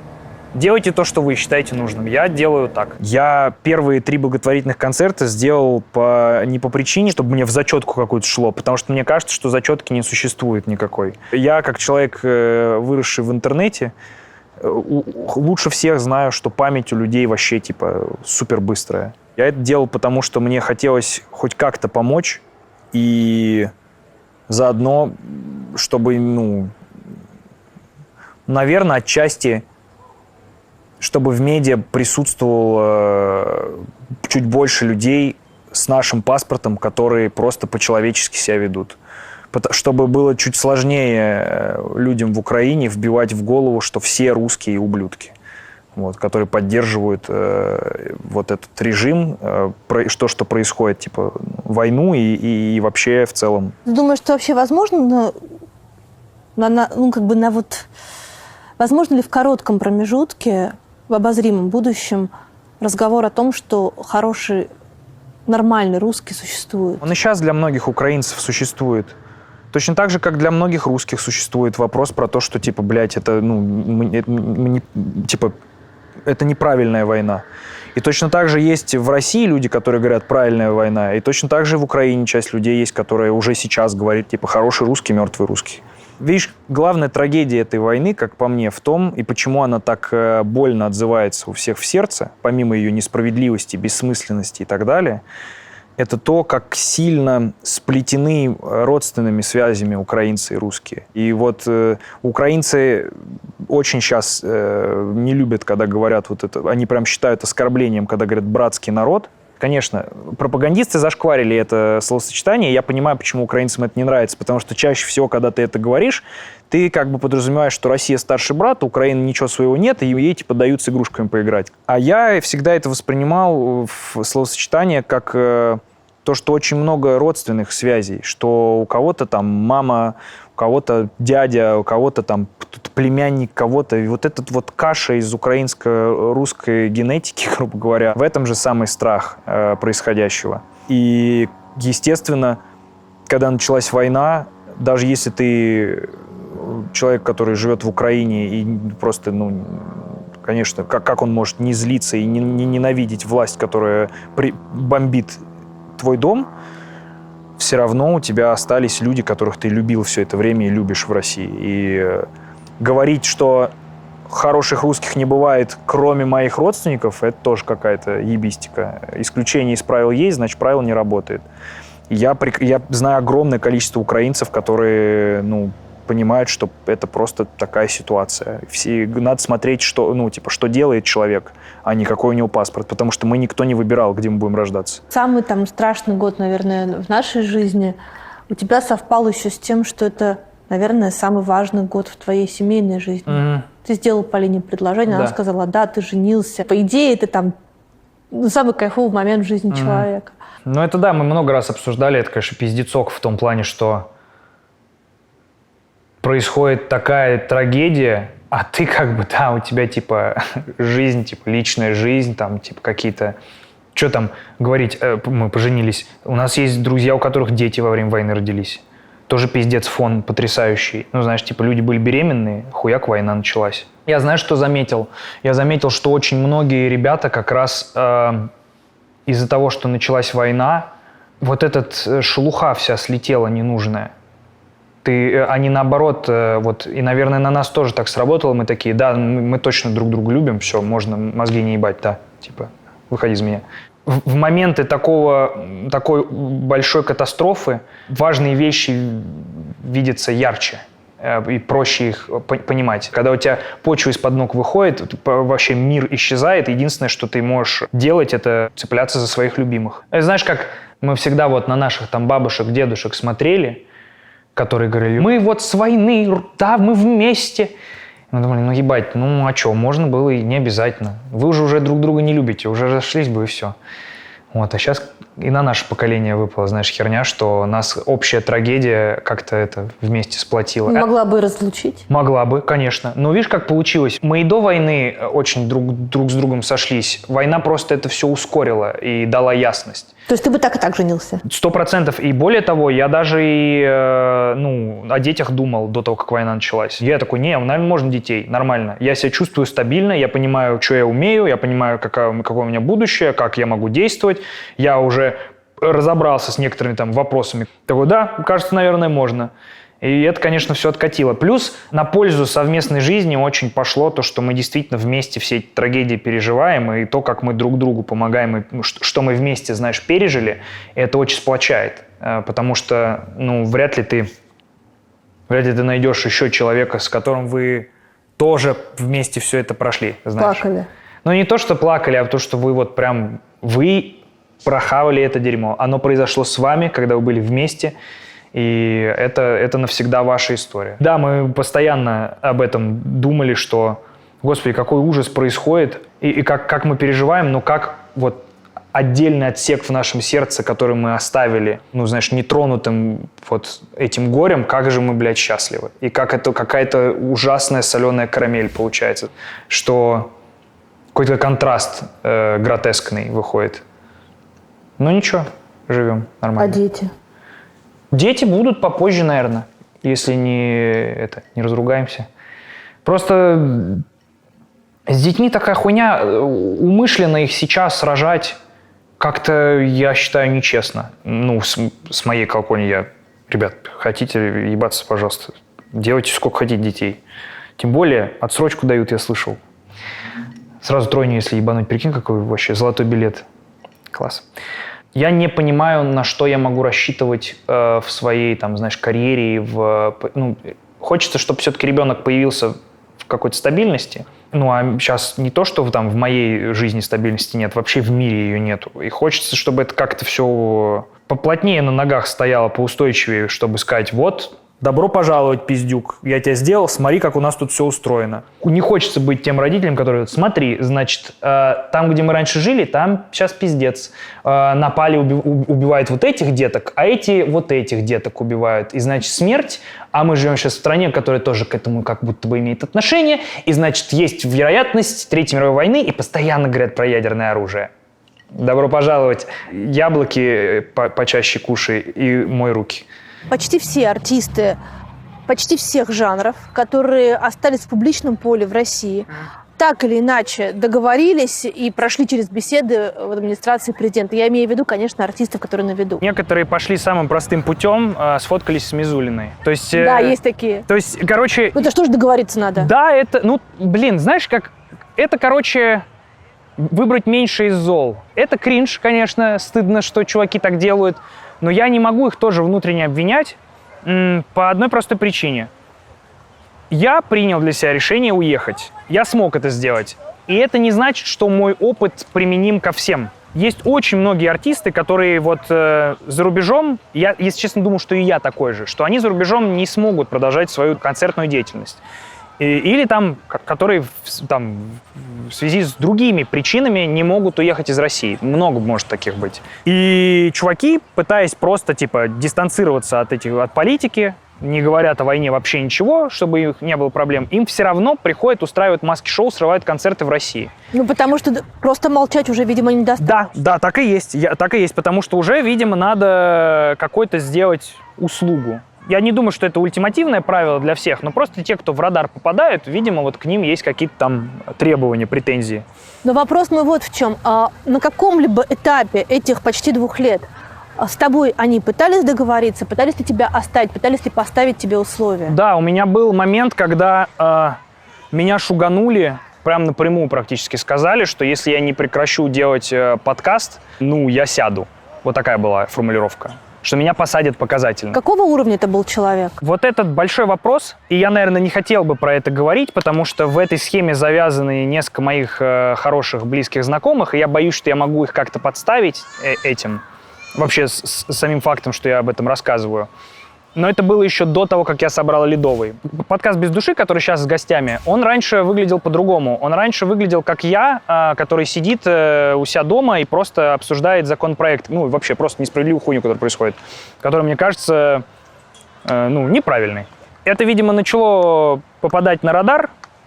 Господи, как ему вообще, вот он не может... Я когда о политике разговариваю, он всегда вот этой хуйней мается. Все, Зай, все, сядь просто на попу, мы скоро пойдем. Нет, все, сиди. Короче, это, видимо, не понравилось каким-то чувакам. Мой друг узнал определенным образом, что меня собираются, типа, показательно судить. Так как люди, от которых он это узнал, не знали, в каких я с ним отношениях, они это пробросили, типа, между делом.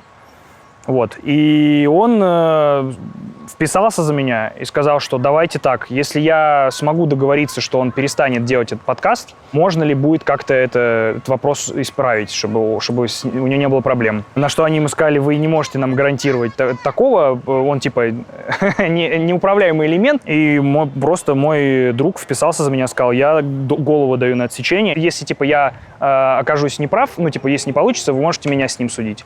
Вот так чувак за меня впрягся. И они сказали, ладно. И этот друг, он мне не рассказывал много лет про то, на каких он вообще условиях договорился, потому что не хотел, чтобы чувствовал я себя ответственным. И он просто меня уговаривал, а у меня, огонь в жопе играл. Я говорил, нет, пусть сажают, пусть все видят, я, не могу, это моя свобода слова. И он мне потом рассказывал постфактум, говорит, я думал, если я сейчас тебя не уговорю, нам всем пизда, и мне, и тебе, и я не знал, как тебе это сказать. И в итоге меня, и там навалилось, там еще Милонов на меня гнал. И я такой, ладно, пошли нахуй. И я выпустил видео, где намекнул, что меня заставили замолчать, я там телевизоры разбиваю. Ты в интервью Дудю говоришь, что я стал сдержаннее. Я подзавалил ебало, потом начались протесты, когда Навальный выпустил «Он вам не Димон». Я пошел на протесты, и у меня такое было ощущение, я такой, столько времени уже прошло, а эта договоренность вообще, она до какого времени действует?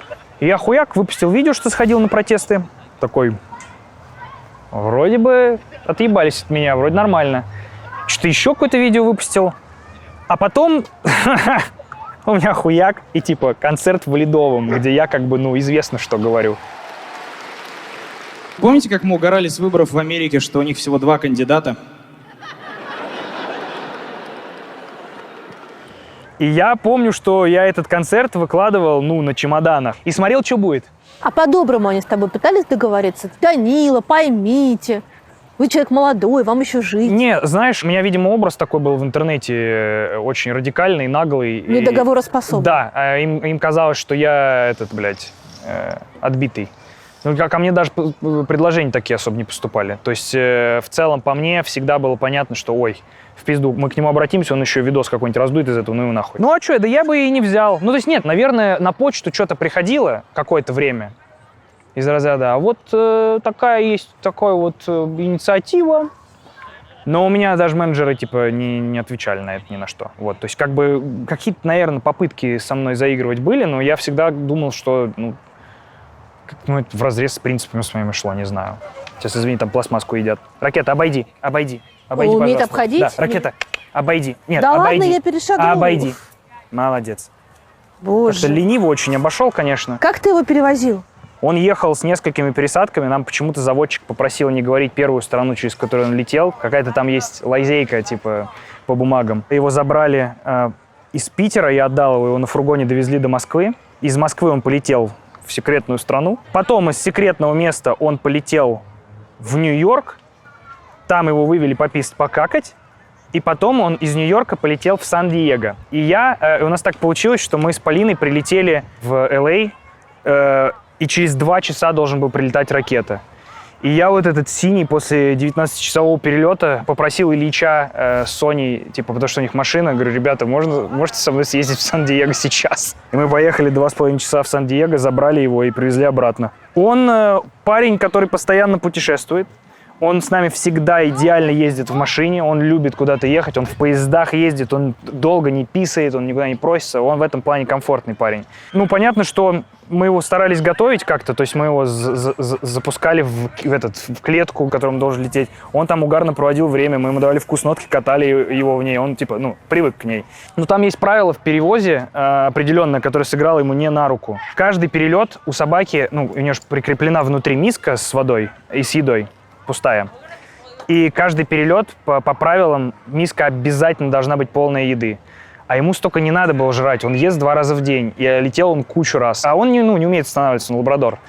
И он съел все, что ему давали. И он в одном из перелетов, ебанул коричневого слегонца. И его там пока везли, он в этом боксе с говном летел.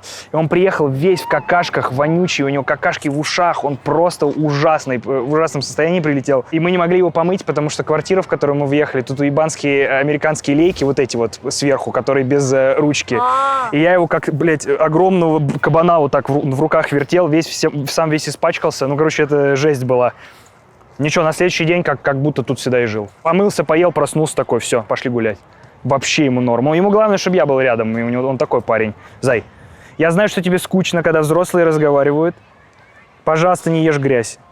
Полежи, просто отдохни. Хочешь водички попить? Попьешь водички? Я тебе дам водички. Будешь? Извините.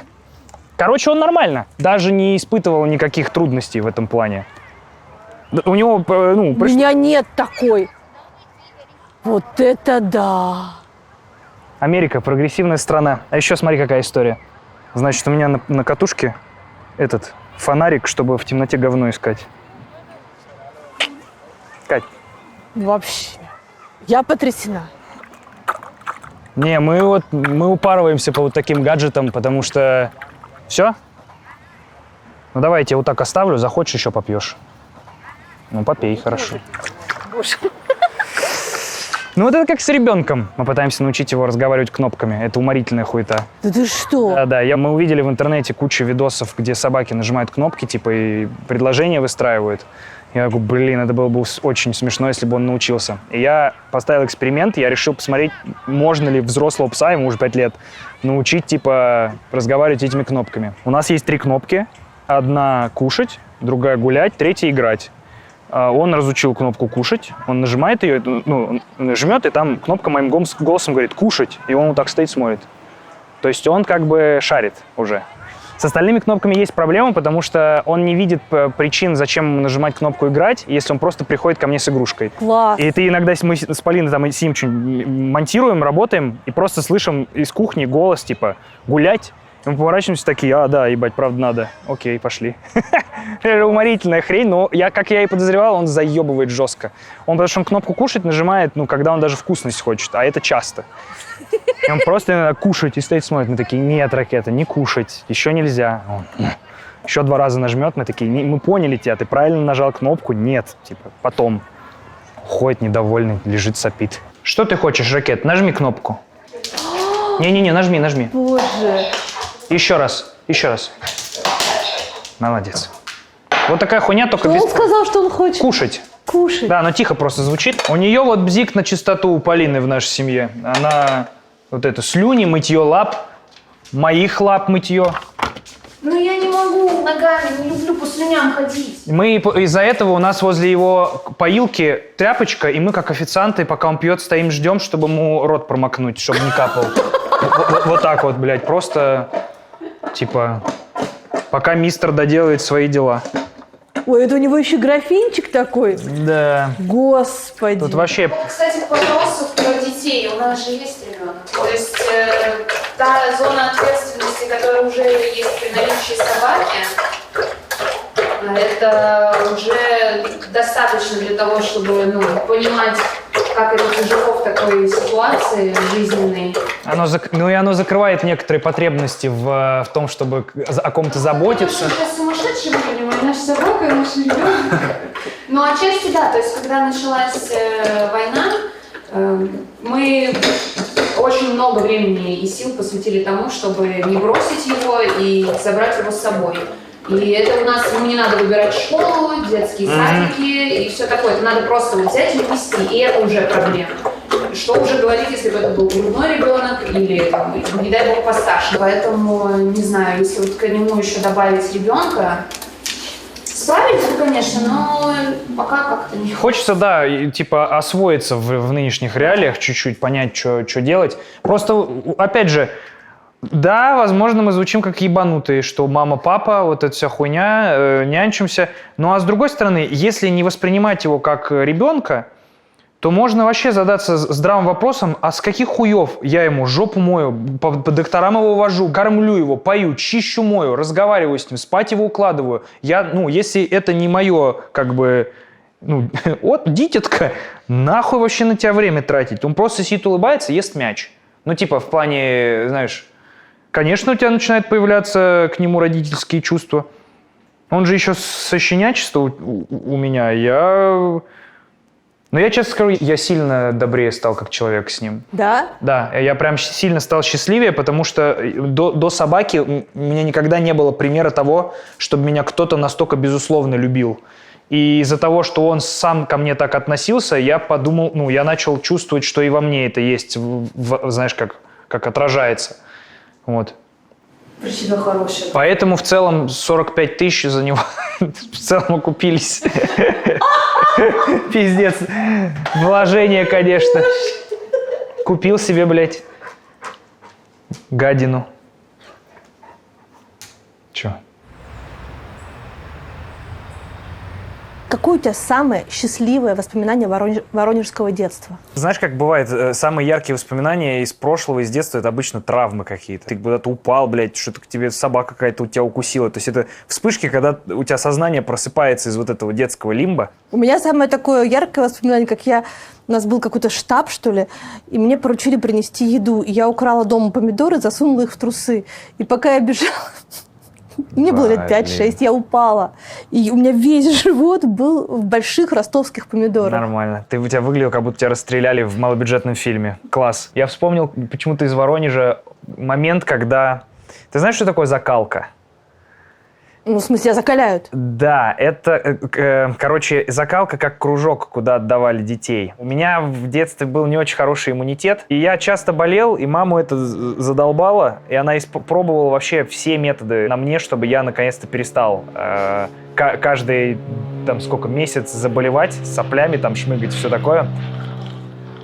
И мама отдала меня на закалку. Это была зима, Это было такое помещение, куда загоняли кучу мальчиков примерно моего возраста. Мы сначала раздевались до плавок и нас обливали ледяной водой, а затем мы выходили в... Ну, это, я не знаю, короче, это вот здание, есть вот территория при нем, и оно вот огорожено забором. И мы зимой в тапках в одних трусах бегали вот так вот, ну, типа, почти голышом вокруг здания, забегали в это здание, нас опять обливали холодной водой. Я туда сходил, наверное, раза 2 или что-то такое, потому что меня второй раз привез туда дедушка. Припарковался он, Победы водил, у него была Победа большая такая. Победа была 45-го года выпуска, и она была на ходу чуть ли не до 2010-го. Она уже там превращалась в такого Франкенштейна, то есть он, знаешь, он что-то ее где-то въебал, и он эту вмятину не выправляет, а шпаклевкой замазывает. И она вот так вот становилась все больше и больше, и все равно была на ходу. И, короче, вот он сидел в этой Победе, а зима прям холодно, и он в шапке в этой, в куртке, и он сидит, смотрит, как мы голышом бегаем, и он такой, ебать, нет, это какой-то ужас, говорит, я даже не уверен, смогу ли я. И он приехал домой, сказал, нет, он не будет никуда ходить туда. Я просто помню, насколько это странное, яркое воспоминание, как я пробегаю мимо деда, и он смотрит в Победу и такой, чувак, типа, это ужас какой-то, типа, почему я тебя сюда привез?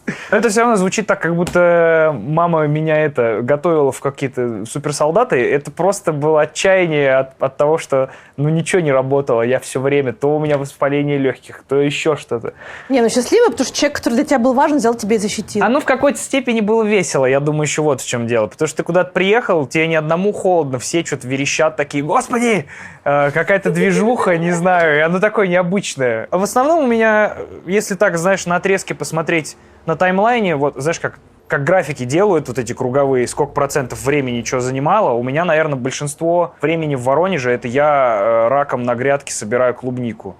Потому что мы на рынке торговали ягодами, которые у нас росли, и у нас была, ну, просто ебанистическая плантация клубники. Там все на свете. Крыжовник, жимолость, красная смородина, черная смородина. Это все как бы было такими кустами. И вот так вот просто опизденелые полосы под палящим солнцем клубники, ну, они оканчивались там, где уже лес начинался, знаешь.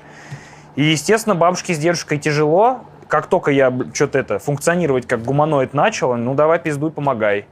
И ты вот это стоишь под палящим солнцем, клубнику уж нельзя собрать на тот момент было, сейчас не знаю, как типа техническим каким-то механизмом, знаешь, что какой-нибудь комбайн там загребал.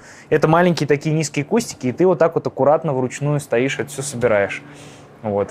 Я ненавидела это в детстве. Это пиздец, это ужас, но не помогать было нельзя. Но вкусно было самому поджирать. И мне очень нравился элемент, когда мы приезжали на рынок. Ну, я иногда стоял за прилавком, приторговывал, потому что бабушка тоже не дура. А пиздюк, когда торгует клубникой, это как бы селлинг поинт хороший. Бабки умиляются, подходят, больше берут клубнику. Ну и мне как-то было интересно, потому что это какая-то все-таки деятельность. Не просто механически собираешь, а ты общаешься с людьми, ты как бы деньги зарабатываешь. Прикольно. Ты считал нормально? Не, считал я нихуя не считал, я просто зазывал всех, мне там говорят, вот мне, пожалуйста, вот, типа, стаканчик, начерпываешь, сыпешь, деньгами там уже бабушка или дедушка занимаются, я так, чисто рекламное лицо. А в Воронеже тебя булили? Там все друг друга булили. Я был бледный парень с синяками под глазами, по методичке школьных придирок, это значит, что я пидор.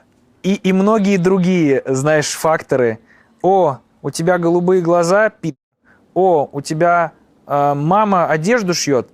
Дети так действуют не очень изобретательно. На правом или на левом берегу жил? Я на правом берегу жил, недалеко от вот этой красной пирамиды потрясающей. У нас там стоит... Да, это я знаю, как она выглядит. Охуенное сооружение, которое напоминает, что Воронеж город-герой, город воинской славы. Что-то красная пирамида. Как будто мы в Египте воевали. Странно.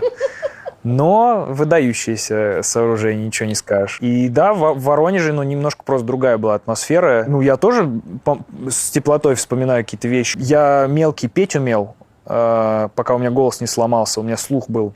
И, короче, нас учительница по музыке, меня и еще 2 парней запрягла ездить по конкурсам. Мы в советской военной форме ездили, пели «Три танкиста», что-то там «Хромой король», Катюша, и перед ветеранами выступали, там все очень радовались, старики сидели, плакали. У нас был очень тупой момент, я помню, мы пели песню «Темная ночь, только пули свистят по степи». И мы, естественно, мы заебались от этой песни уже, потому что на все конкурсы мы ездим, мы ее поем, репетируем, блядь, поем, разучивали, поем постоянно. Ребята, давайте еще раз. И кто-то из нас, по-моему, Дима, один из наших, принес на телефоне, говорит, зацените.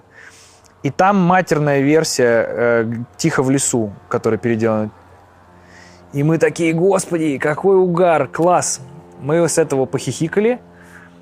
И как-то раз у нас получилось так, что нам поставили, я не знаю почему, то ли надо было школьному директору отчитаться перед каким-то управлением городским. Нас поставили, праздник на 9 мая, выступление в актовом зале перед ветеранами, и 10-го перед теми же ветеранами. Вот те же самые ветераны второй раз пришли смотреть ту же самую программу. Господи. И мы не понимали, что за прикол. И мы первый день 9-го отвыступали, увидели, все ветераны эти сидят, у них слезы на глазах. А второй, 10 числа, мы так долго, видимо, мусолили эту версию, что кто-то из нас случайно в самый ответственный момент спел не «Темная ночь», а «Тихо в лесу». И мы начали трещать и разъебываться на сцене, потому что мы такие, типа...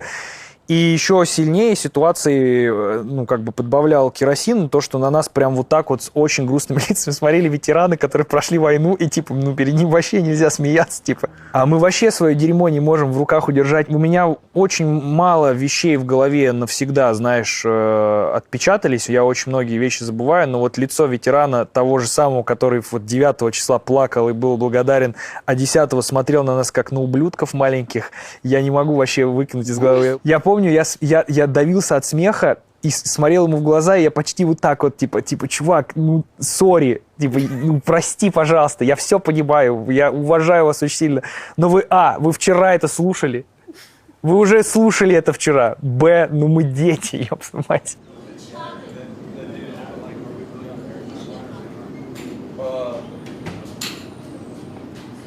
Я правильно понимаю, что когда родители стали разводиться, бабушка с дедушкой взяли на себя в основном заботу о тебе? Слушай, нет, у нас вообще изначально так было. Я уже появился, зареспаунился в семье, которая была квартира, в которой живут папа, мама, бабушка и дедушка с маминой линии. И они всегда там были, и я, если честно...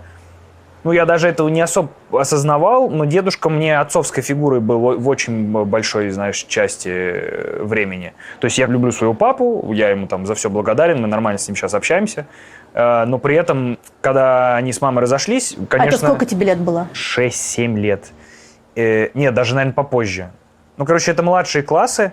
И я тогда не очень переживал, потому что они уже что-то там начинали конфликтовать, ругаться. И то ли мне мама как-то так нормально все объяснила, что то ли, я не знаю, я сам смекнул, что норм. Я помню, у меня был момент очень детского осознания их развода. Я на секунду такой, класс, мне в 2 раза меньше пизды будет прилетать, если я уроки не сделал. То есть я понимал, что папа никуда не исчезает из жизни, просто он не будет... У меня в доме 4 взрослых, блядь, которые мне каждый по своей, хуйне может навешать люлей, если я что-то не так сделал. Иногда и вместе. Бабушка сначала навтыкает, потом мама с работы приходит. Ты знаешь, что он сделал? Блядь, по 2-му кругу мне нагоняй начинается. И я такой, господи, минус хотя бы один человек переехал в другую квартиру, слава богу. Мама много работала, и я в основном, конечно, часто был предоставлен бабушке и дедушке. А мама что делала? Она была бухгалтер, она прям хорошо считала, и она постоянно пропадала в офисе. А папа занимался 3D-графикой? Папа занимался 3D-графикой, то есть ему нравилось это, он этим увлекался, он это изучал. У меня у папы есть какой-то, он немножко, мне кажется, ОКРщик, такой, начертил себе какие-то шрифтом, все правильно написал, что-то заламинировал. Он прям у него все такое было всегда, ему нравился порядок, в своих делах каких-то. Компьютерной графикой он интересовался, изучал это долго, и потом, когда понял, что я начал ходить в художку, это мы как раз они уже разошлись с мамой. Он такой, я могу, открыть в рамках этой художественной школы класс компьютерной графики. И заодно буду так с сыном, время проводить. Что круто придумано. Да, вообще он молодец в этом плане. Я еще тоже, я помню, я не очень понимал, как мне субординацию соблюдать в классе, потому что для всех он имя, отчество. А А я не понимаю, мне папа называть, бля, кринжово как-то, типа, все его имя, отчество, а я, папа, можно вопрос? Ну, как это тупо. А все знали, что он твой папа? Да, я говорил, мой папа, типа, вот, прикольно. Ну и все пацаны все угорали, потому что, там, он же показывал все эти, он смотрел всякие западные ролики, туториалы по тому, как анимацию делать, все эти короткометражки, пиксаровские штуки, это же вообще в тот момент, ну, знаешь, это только начало появляться в целом, и он в воронежской школе такой, типа, вот, пацаны, смотрите, можно сделать вот такого супергероя в 3D, и он вот так будет выглядеть, и все там кипятком ссали. А потом я уехал в Киев, и, ну, он как бы не поехал никуда. А сейчас вы с ним общаетесь? Да, у нас с ним был очень тупорылый период, когда мы друг на друга по какой-то вообще хуйне обиделись, и оба такие, ну, посмотрим, кто, типа, извинится первый. И такие два упертых долбоеба, что 5 лет друг с другом не разговаривали. Да.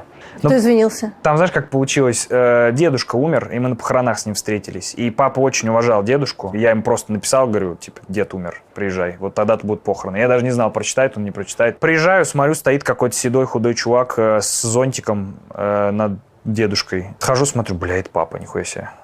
Он тогда сбросил очень много, и у него вообще вся голова седая стала. У него были черные тогда волосы такие всегда. Прям угольно-черные. А тут он, знаешь, типа седой. Ну и мы что-то после похорон с ним разговорились. Я говорю, ну и что? Правда, надо было, чтобы дед умирал, чтобы мы с тобой помирились. А я почему как бы держал оборону? Мне казалось, ты папа, ты мудрее, ты должен, типа, пойти Ты первый. папа, ты должен. Ну, типа, да, он вообще просто такой человек. Он боится, что он никому не нужен и его никто не любит. Он из-за этого инициативу не проявляет в общении. Потому что, возможно, боится быть отвергнутым. А с моей стороны, мне кажется, да ему похуй. Он не пишет, потому что ему поебать. И в итоге у него из-за его паттернов поведения как бы его паранойя подпитывается какими-то выводами. Следовательно, действия там меняются. Вследствие его действий мои какие-то неправильные выводы подпитываются. И вот эта вот, знаешь, кривая того, как мы друг с другом типа не можем найти общий язык, она типа росла сильно. Умер дедушка, мы на похоронах, после похорон провели время вместе, пообщались. И, ну, и сейчас у меня периодически на телефоне, я даже пару раз, когда это первый раз происходило, скринил, потому что не мог поверить. У меня бывает уведомления, типа, сообщения мама и папа. Я такой, нихуя себе, класс, типа. Ну, что-то в этом есть. А он женился потом еще раз? Он сейчас в отношениях, я не знаю, в браке они или нет. Короче, это дядька, это взрослый мужик, с которым надо находить общие темы и общий язык. То есть у меня нет такого, что я ему там могу написать, слушай, я вот об этом там беспокоюсь, знаешь, то есть у меня не такие теплые с ним отношения, как с мамой, но все равно довольно теплые, и как бы сейчас они у нас, наверное, ну, в самой лучшей точке за все время. Вот. Ну, а я им просто прямо написал в какой-то момент, смотри, у нас с тобой восстановились сейчас отношения, мы вроде с тобой болтаем, 100% тебе говорю, просто пиши мне, блядь, иногда первый. Я знаю, что ты там все думаешь, просто, я говорю, иначе мне кажется, что тебе похуй. Он такой, хорошо. Ну и начал вроде. Момент, когда тебе запретили въезд в Украину. Да. С чем это было связано? Есть, на самом деле, короткий и длинный ответ. Короткий ответ, как мы выяснили это в процессе, просто кто-то, у кого есть возможность принимать такие решения, какой-то типа там генерал или хуй его знает, я не разбираюсь в этих званиях, в СБУ просто меня не любит. Я ему просто не по вкусу. Объясню почему. Я знаю, что это звучит как-то супер упрощенно, да. Но вот какая история. Там хронология какая была. Мы собрались ехать в Украину выступать. Харьков. Там Харьков, Киев, по-моему, Одесса. То есть мы уже второй раз собирались ехать в Украину. Там есть наши зрители, единомышленники, все такое. Мы, естественно, ожидая, что могут быть какие-то траблы, у СБУ запросили официальное разрешение перед въездом. Типа, что я для них не, ну, я как бы нормальных взглядов, что я там, у меня мама, типа, живет в Украине. Это как бы все известно. Нам приходит подтверждение. Они сказали, все заебись, приезжайте, Данил Алексеевич. Мы выходим в анонс, и хуяк нам запрещает въезд на 3 года. И я видел, что прям на сайте этих Витсичих, по-моему, называли этих активистов, которые писали заявы на русских там блогеров, артистов, вывешивается пост в Фейсбуке о том, что вот такому-то запретили въезд. Я полез в комментарии, и я редко, ну, я читаю комментарии, я редко такое видел. И был момент, когда украинцы писали, вы чё, он типа, ну, это нормальный, мы его знаем, у него, он тут учился, это типа свои.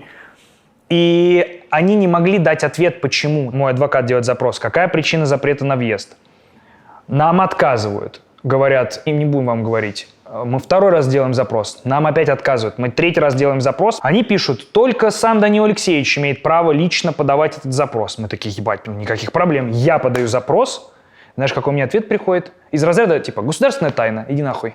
И я такой, так ну вы, чё тогда? Объясните, что я сказал, что я сделал, почему?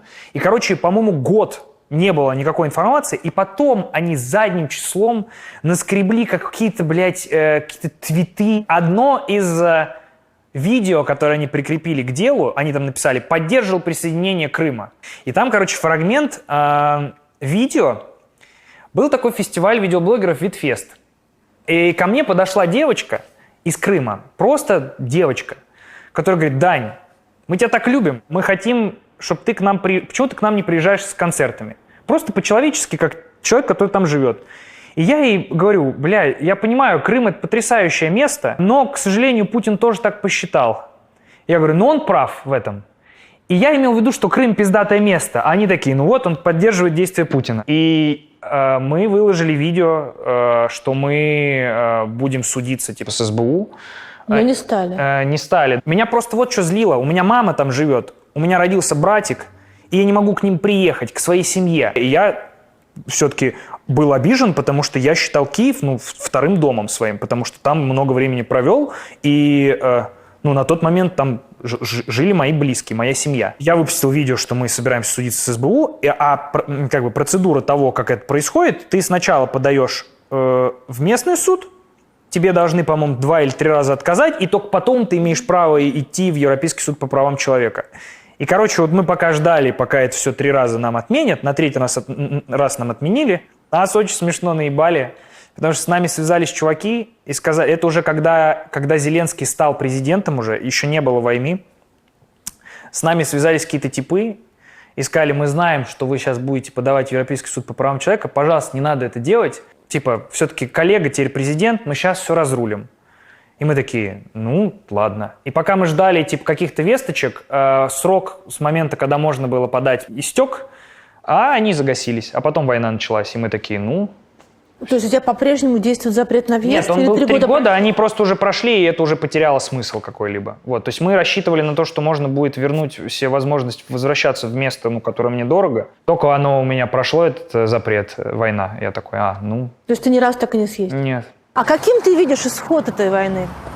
Я не знаю. Вот и это, знаешь, меня очень раздражает, что такая, блядь, ситуация сложилась, что решение этой проблемы как будто перекладывается на плечи, ебать, петрушек из интернета. Я тип из Воронежа, который охуевает с новостей. И у меня даже, я тебе больше скажу, если бы у нас не был такой пиздец в стране, я бы и не шутил про политику. Мне это нахуй не надо. Я про это шучу только потому, что я не шучу про то, что меня беспокоит. А что-то так вышло, что политика в России пиздец меня беспокоила все время. Как-то она...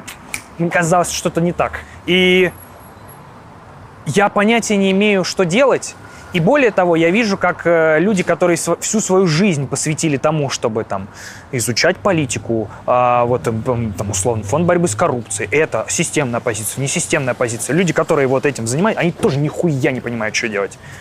Все, что я вижу, чем сейчас занимается ФБК, собирает донаты, продолжает снимать, конечно, свои расследования, никакого дизреспекта, но за неимением возможности сделать хоть что-то, что повлияло бы как-то, я периодически захожу в Твиттер, смотрю, как они хуесосят комиков, блядь.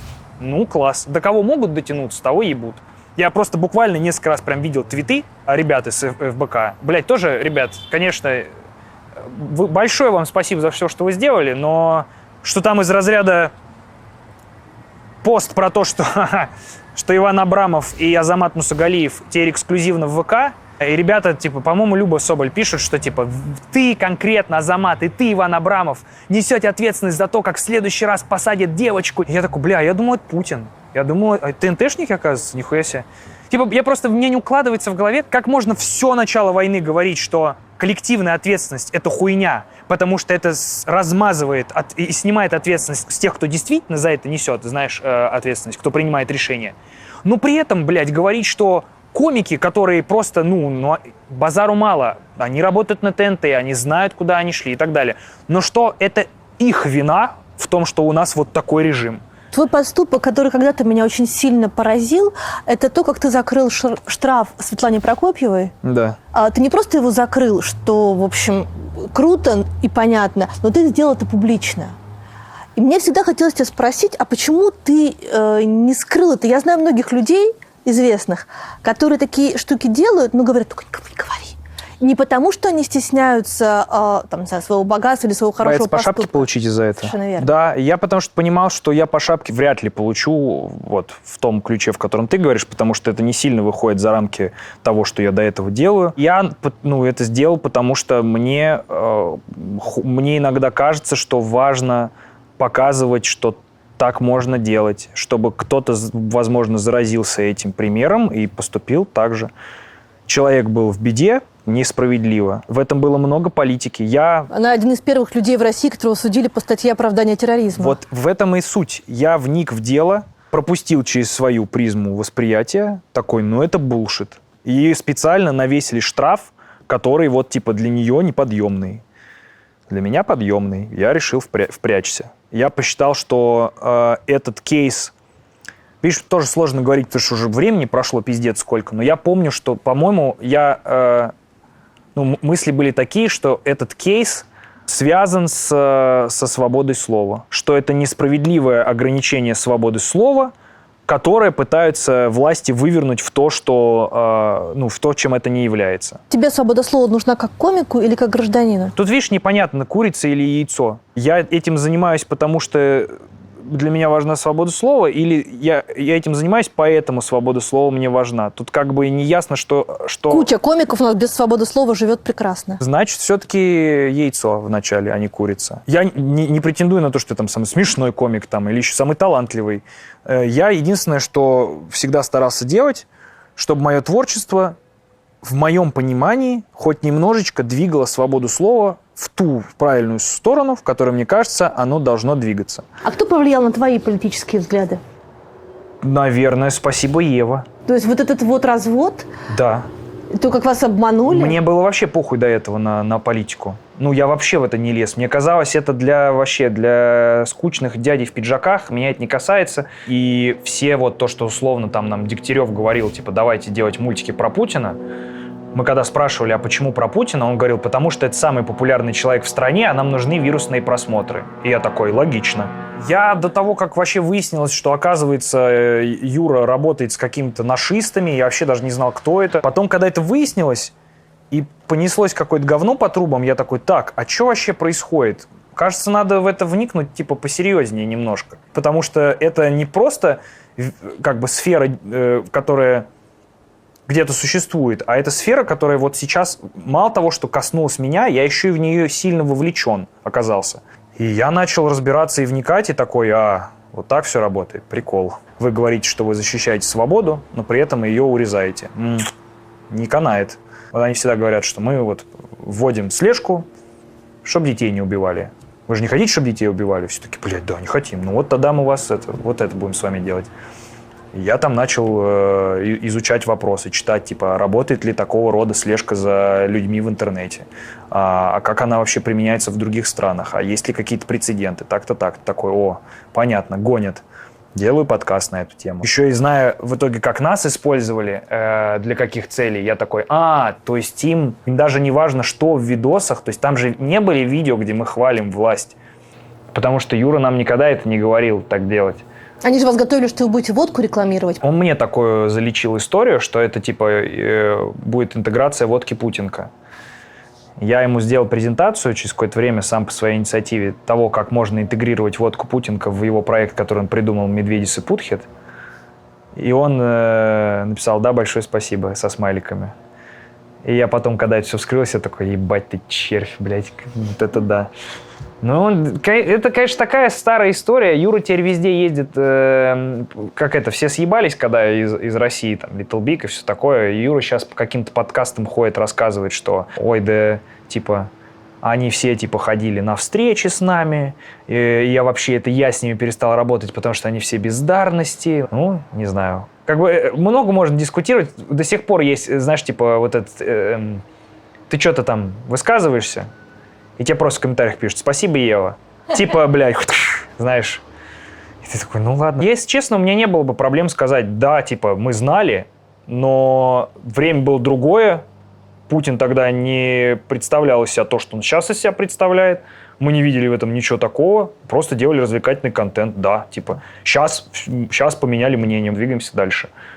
Но это просто в моем случае неправда. У меня есть несколько сообщений от Юры Дегтярева, который он мне смс-ками прислал почему-то, которые невозможно удалить, где он извиняется передо мной. И я принимаю извинения, а потом через 2 дня выходит очередной подкаст, где он очередную эту свою шарманку, блядь, поет про то, что все мы все знали, чтобы выглядеть как Д'Артаньян, а мы все долбоебы.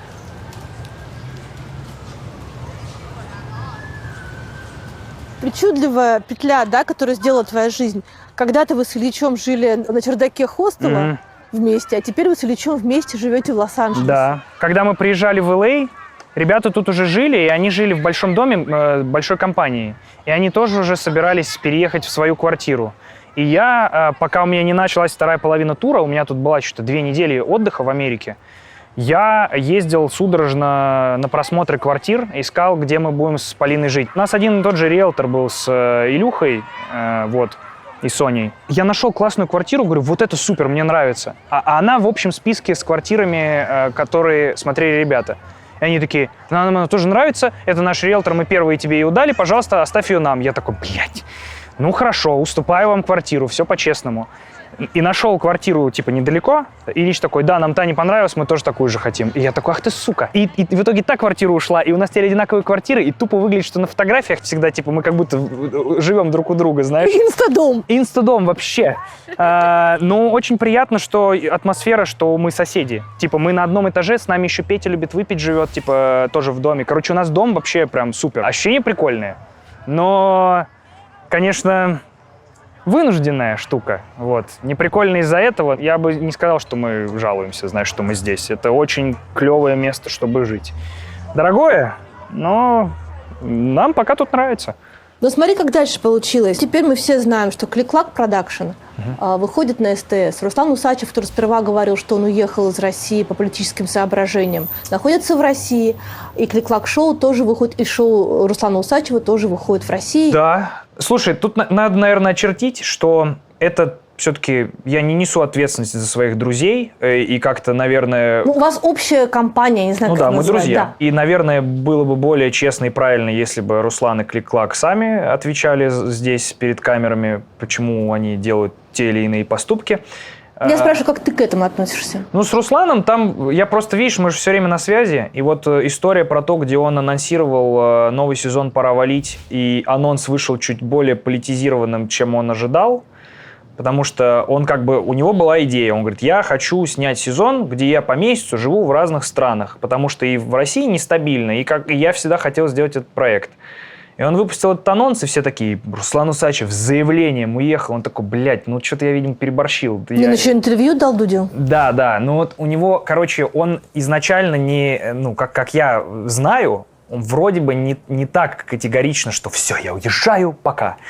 Он как бы такой, что-то нестабильно, и вот это, типа, могут в любой момент мордой в пол, поеду, пока поснимаю. Что-то улеглось, такой, возвращаюсь. Типа, с этим у меня нет вопросов. Клик-клак на СТС. Ну, я тебе так могу сказать. Все те вопросы, которые появились, наверное, у тебя, когда ты узнал, что этот проект происходит, и, наверное, вопросы, которые появились у многих зрителей, которые очень сильно негодовали, они, естественно, появлялись и у меня. Абсолютно такие же. И в моем привилегированном положении, из-за того, что эти люди мои близкие кореша, я все эти вопросы, будь уверен, им задавал. Вот. И я сейчас не хочу по-пацански на своих гнать. И не хочется тоже лицемерить, потому что что это я, блядь, на одних говорю, а на друзей не говорю ничего плохого. Но вот так тебе могу сказать. Адвокатом дьявола я быть не хочу, при этом, ты сама знаешь, шоу на телеке быстро не делаются. И Клик-Клак Шоу на СТС, этот проект начал разрабатываться и создаваться до того, как случилась война.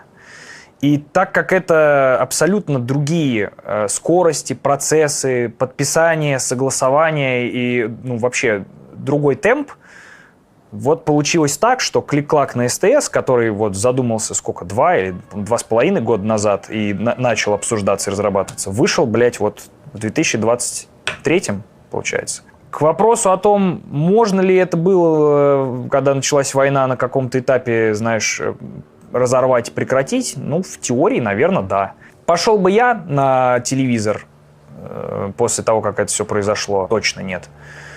При этом я, наверное, не имею никакого права осуждать своих друзей, да и просто людей, которые остаются в России и занимаются развлекательным контентом, за то, как они зарабатывают и что они делают, пока это не пересекает черту приемлемого для меня. А где эта черта?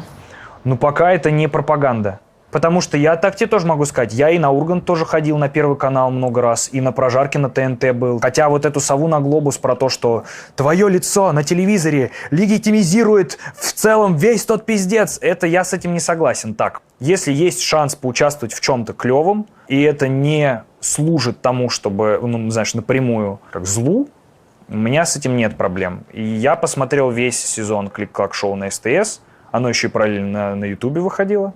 Мне кажется, парни там ничего, кроме пыток друг над другом, не пропагандируют. Опять же, есть здравый вопрос для людей в целом, ну и для меня тоже частично так было, что если ты попадаешь на телек, это, соответственно, люди подразумевают, что, ага, раз ты там, значит, ты согласован.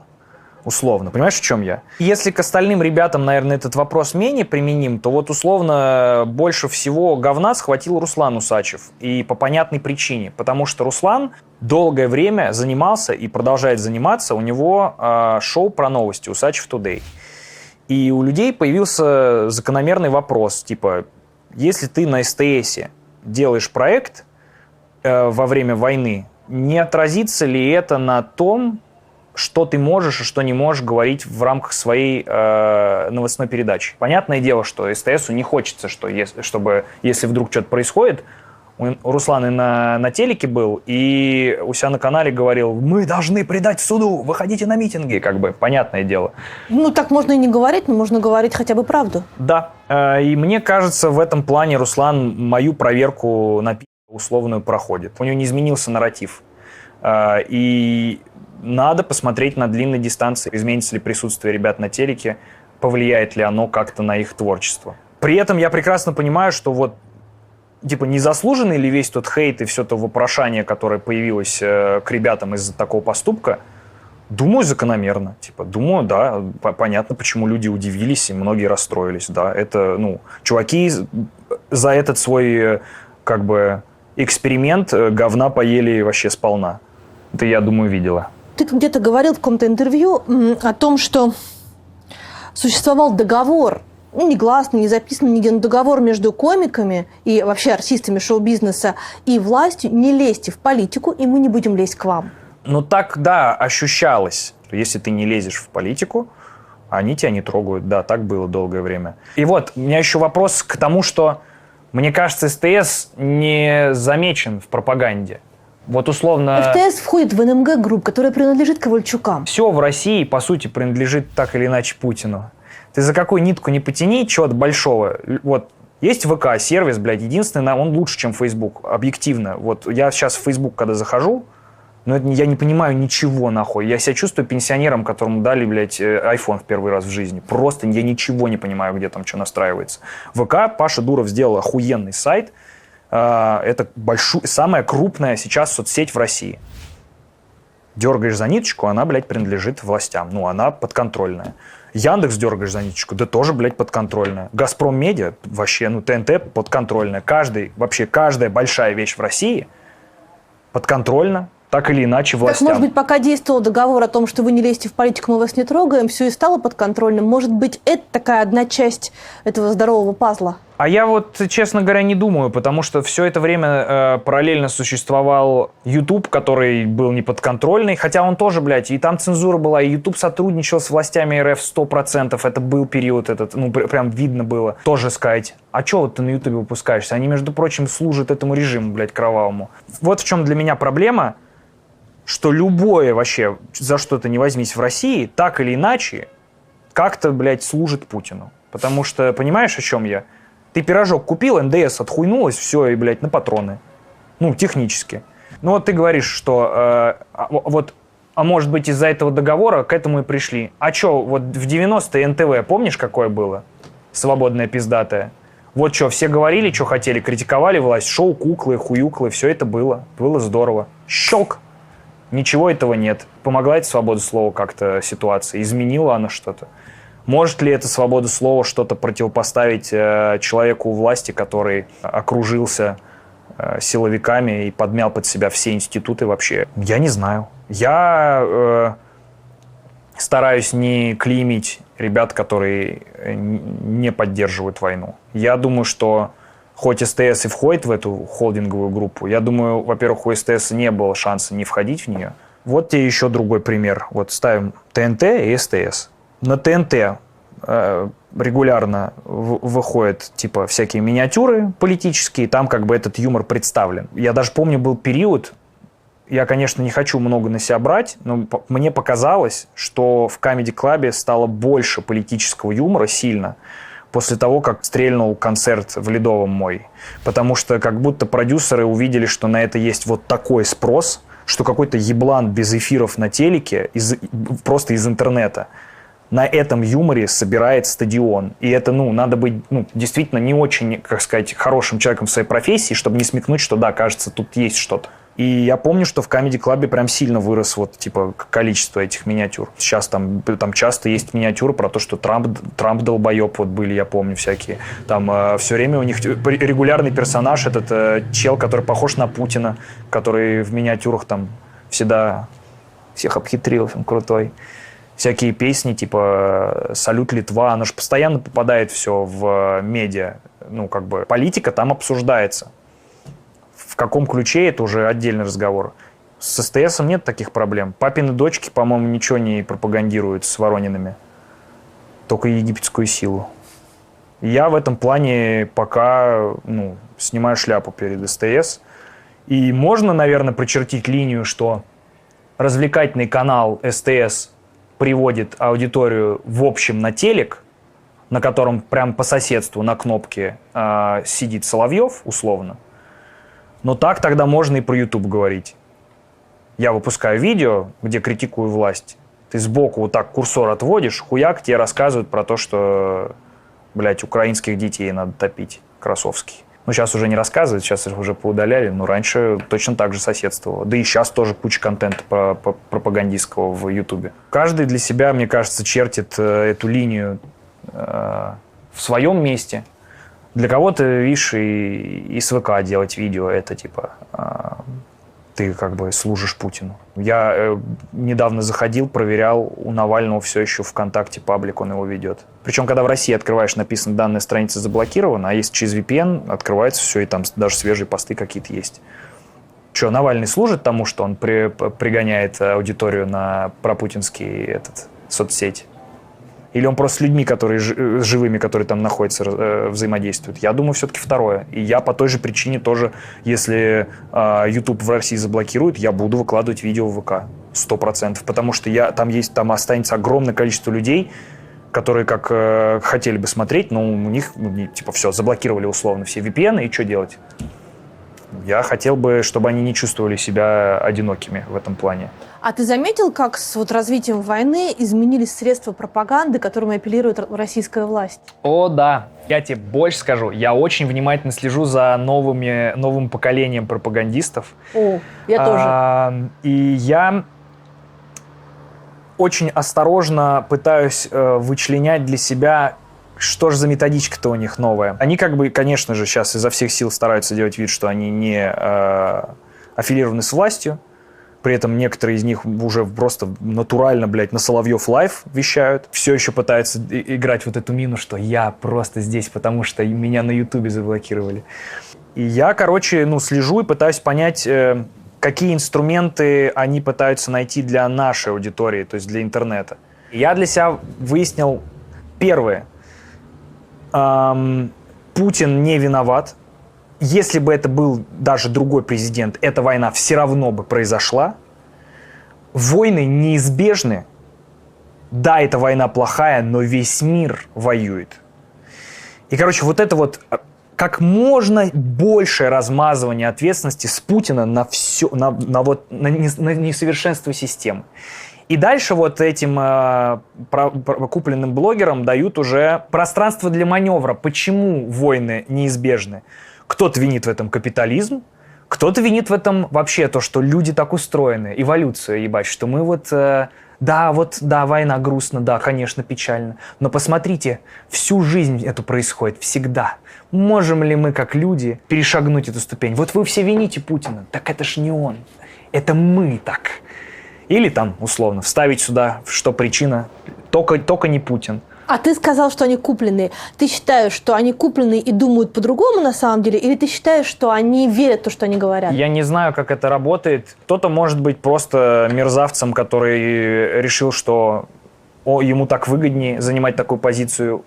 Кто-то, может быть, сомневался, но сам себя убедил под какими-то, знаешь, теми или иными факторами. Кто-то уже был так настроен, и его просто, нужные люди заметили этот потенциал и вот так вот, вот сюда, ебашь вот в эту сторону. Да, то, что ты говоришь, конечно, только еще и вот это не забудь. Конечно, капитализм – это уебанство. Кто капитализм? США. Ну, и все через эту призму. И вроде и чуваки, которые бабки берут, наверное, и не думают, что они сильно себе изменяют, потому что они такие, как, я же свои взгляды продвигаю, я же правда думаю, что капитализм – это плохо.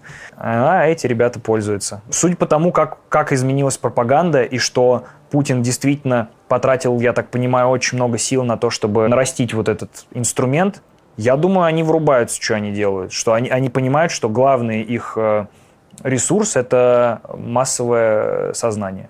И как им можно управлять. Я просто регулярно наблюдаю за тем, как все новые и новые появляются способы этим заниматься. Условно, появляются новые шоу, мне очень нравится, там появилось новое шоу с дебатами. И там, я такой, нихуя себе, и вот на таком пропагандистском канале. И там, условно, люди против войны и, и за войну.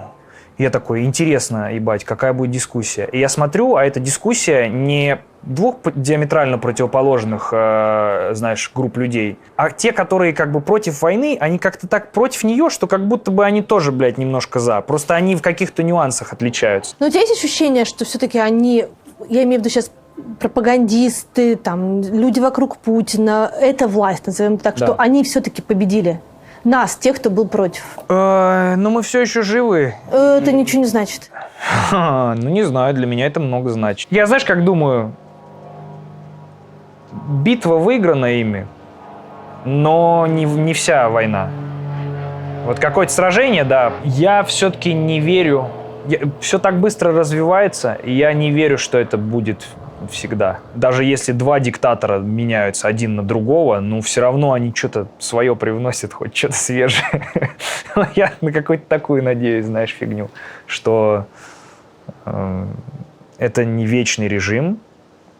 И, как показали недавние события с Пригожиным, все-таки какой-то там все равно есть движняк, что-то там может происходить. Я надеюсь на то, что так как у нас президент очень на деньги заостренный парень, как мне кажется, и капиталистические ценности, хоть он ими противопоставляется, он прям максимальный их продукт. Люди вокруг него, которые уже привыкли к жизни свободной, богатой и роскошной, судя по слитым всяким разговорам в интернете, слышно, что они тоже недовольны. Я надеюсь, что все-таки они их заебет в какой-то момент тоже, что они наконец-то страдают, а не народ. В какой момент ты для себя принял решение, что ты будешь поддерживать Навального, что ты пойдешь за него на митинг, что ты будешь говорить про него, что ты будешь каким-то, его сторонником?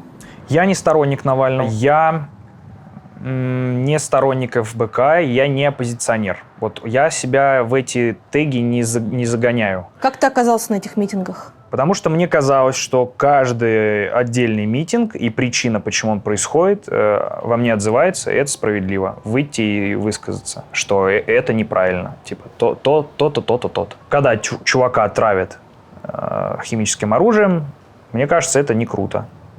Когда не допускают независимых кандидатов и делают вид, что у нас выборы честные и демократия, мне кажется, это не круто. Когда в ФБК находит огромное количество доказательств того, что у Медведева какие-то ебанистические богатства, выпускает видео, вся страна это смотрит, все обсуждает, а его реакция перед нами, не перед... Он думает, что он типа крутой, и он будет игнорить хейтера. То есть они себя ведут как ютуберы, блядь. Но они не имеют права себя так вести, потому что они правительство, они избранники народные, они обязаны отчитываться перед людьми.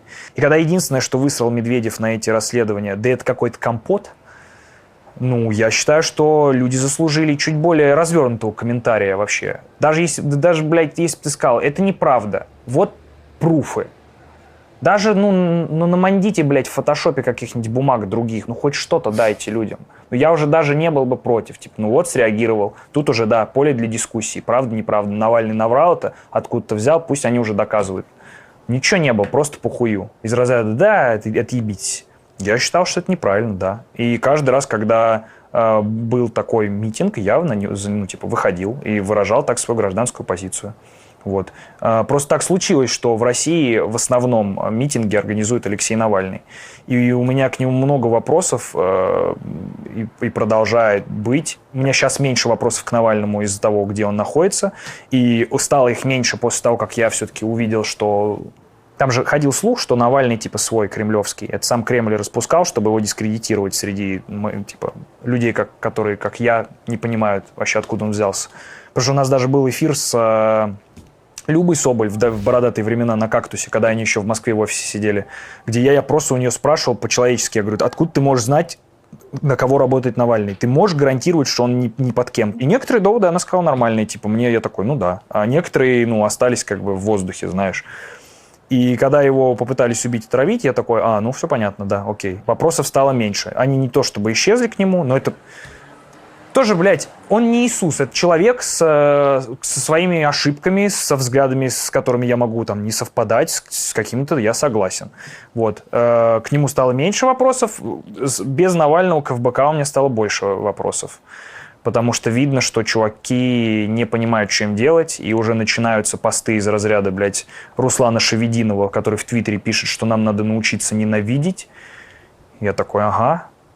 Это, говорит, человек, который из ФБК, которые говорят сейчас, типа, не идите на войну, садитесь в тюрьму, вы не должны служить этой, типа, преступной армии. Сам что-то не пошел в тюрьму, когда его, блядь, забрали в армию. Как-то... Тоже я понимаю, я со своей колокольни сижу в Лос-Анджелесе, выебываюсь, но я и в России, когда был, то же самое говорил. ФБК сейчас выглядит очень неоднородной структурой, которая иронизирует над какими-то другими оппозиционерами, считая, что они неправильные оппозиционеры. И пока весь интернет говорит, блядь, да вы можете просто объединиться нахуй. У нас сейчас война происходит, а ФБК в Твиттере срется с другой оппозицией, с Кацем, блядь, с остальными ребятами, которые что-то пытаются делать, потому что они к этому относятся, как будто это предвыборка их. Как будто они дебатируют за место под солнцем после того, как Путин умрет. А надо что-то делать, хочется что-то, каких-то действий от них. Вот. Есть хотя бы один политик, которому ты доверяешь по-настоящему? Нет. И меня этому научил Иисус. Никому просто безосновательно не верь. Вот. Но не в плане, что он пришел ко мне и научил меня, а что вот история с тем, что я слепо верил в догмы какие-то, я теперь не доверяю никому безосновательно. Мне кто-то в большей степени импонирует, кто-то в меньшей. Мне кажется, мне симпатичен Яшин очень сильно. И, опять же, абсолютно не застрахован я от того, чтобы он что-то выкинул после того, как он выйдет. Если. Я надеюсь, все-таки, когда он выйдет. После чего я бы сказал, ебать, ладно, тоже не согласен, знаешь. Но в каких-то, вещах я такой, базаришь правильно. Поступки, действия, какой-то деятельность, имидж мне, к нему меньше всего вопросов, наверное, но они присутствуют. Сейчас я назову несколько фамилий. Колюш, Джимми Моралес, Иоанн Гнар, ничего сейчас не это самое. Пока не Ленин Морено, Марьян Шарец, Беппе Грилло и Лука Максимович. Так. Кандидат в президенты Сербии 2017 года. Ага. Это все комики, не считая Владимира Зеленского, Так, я понял.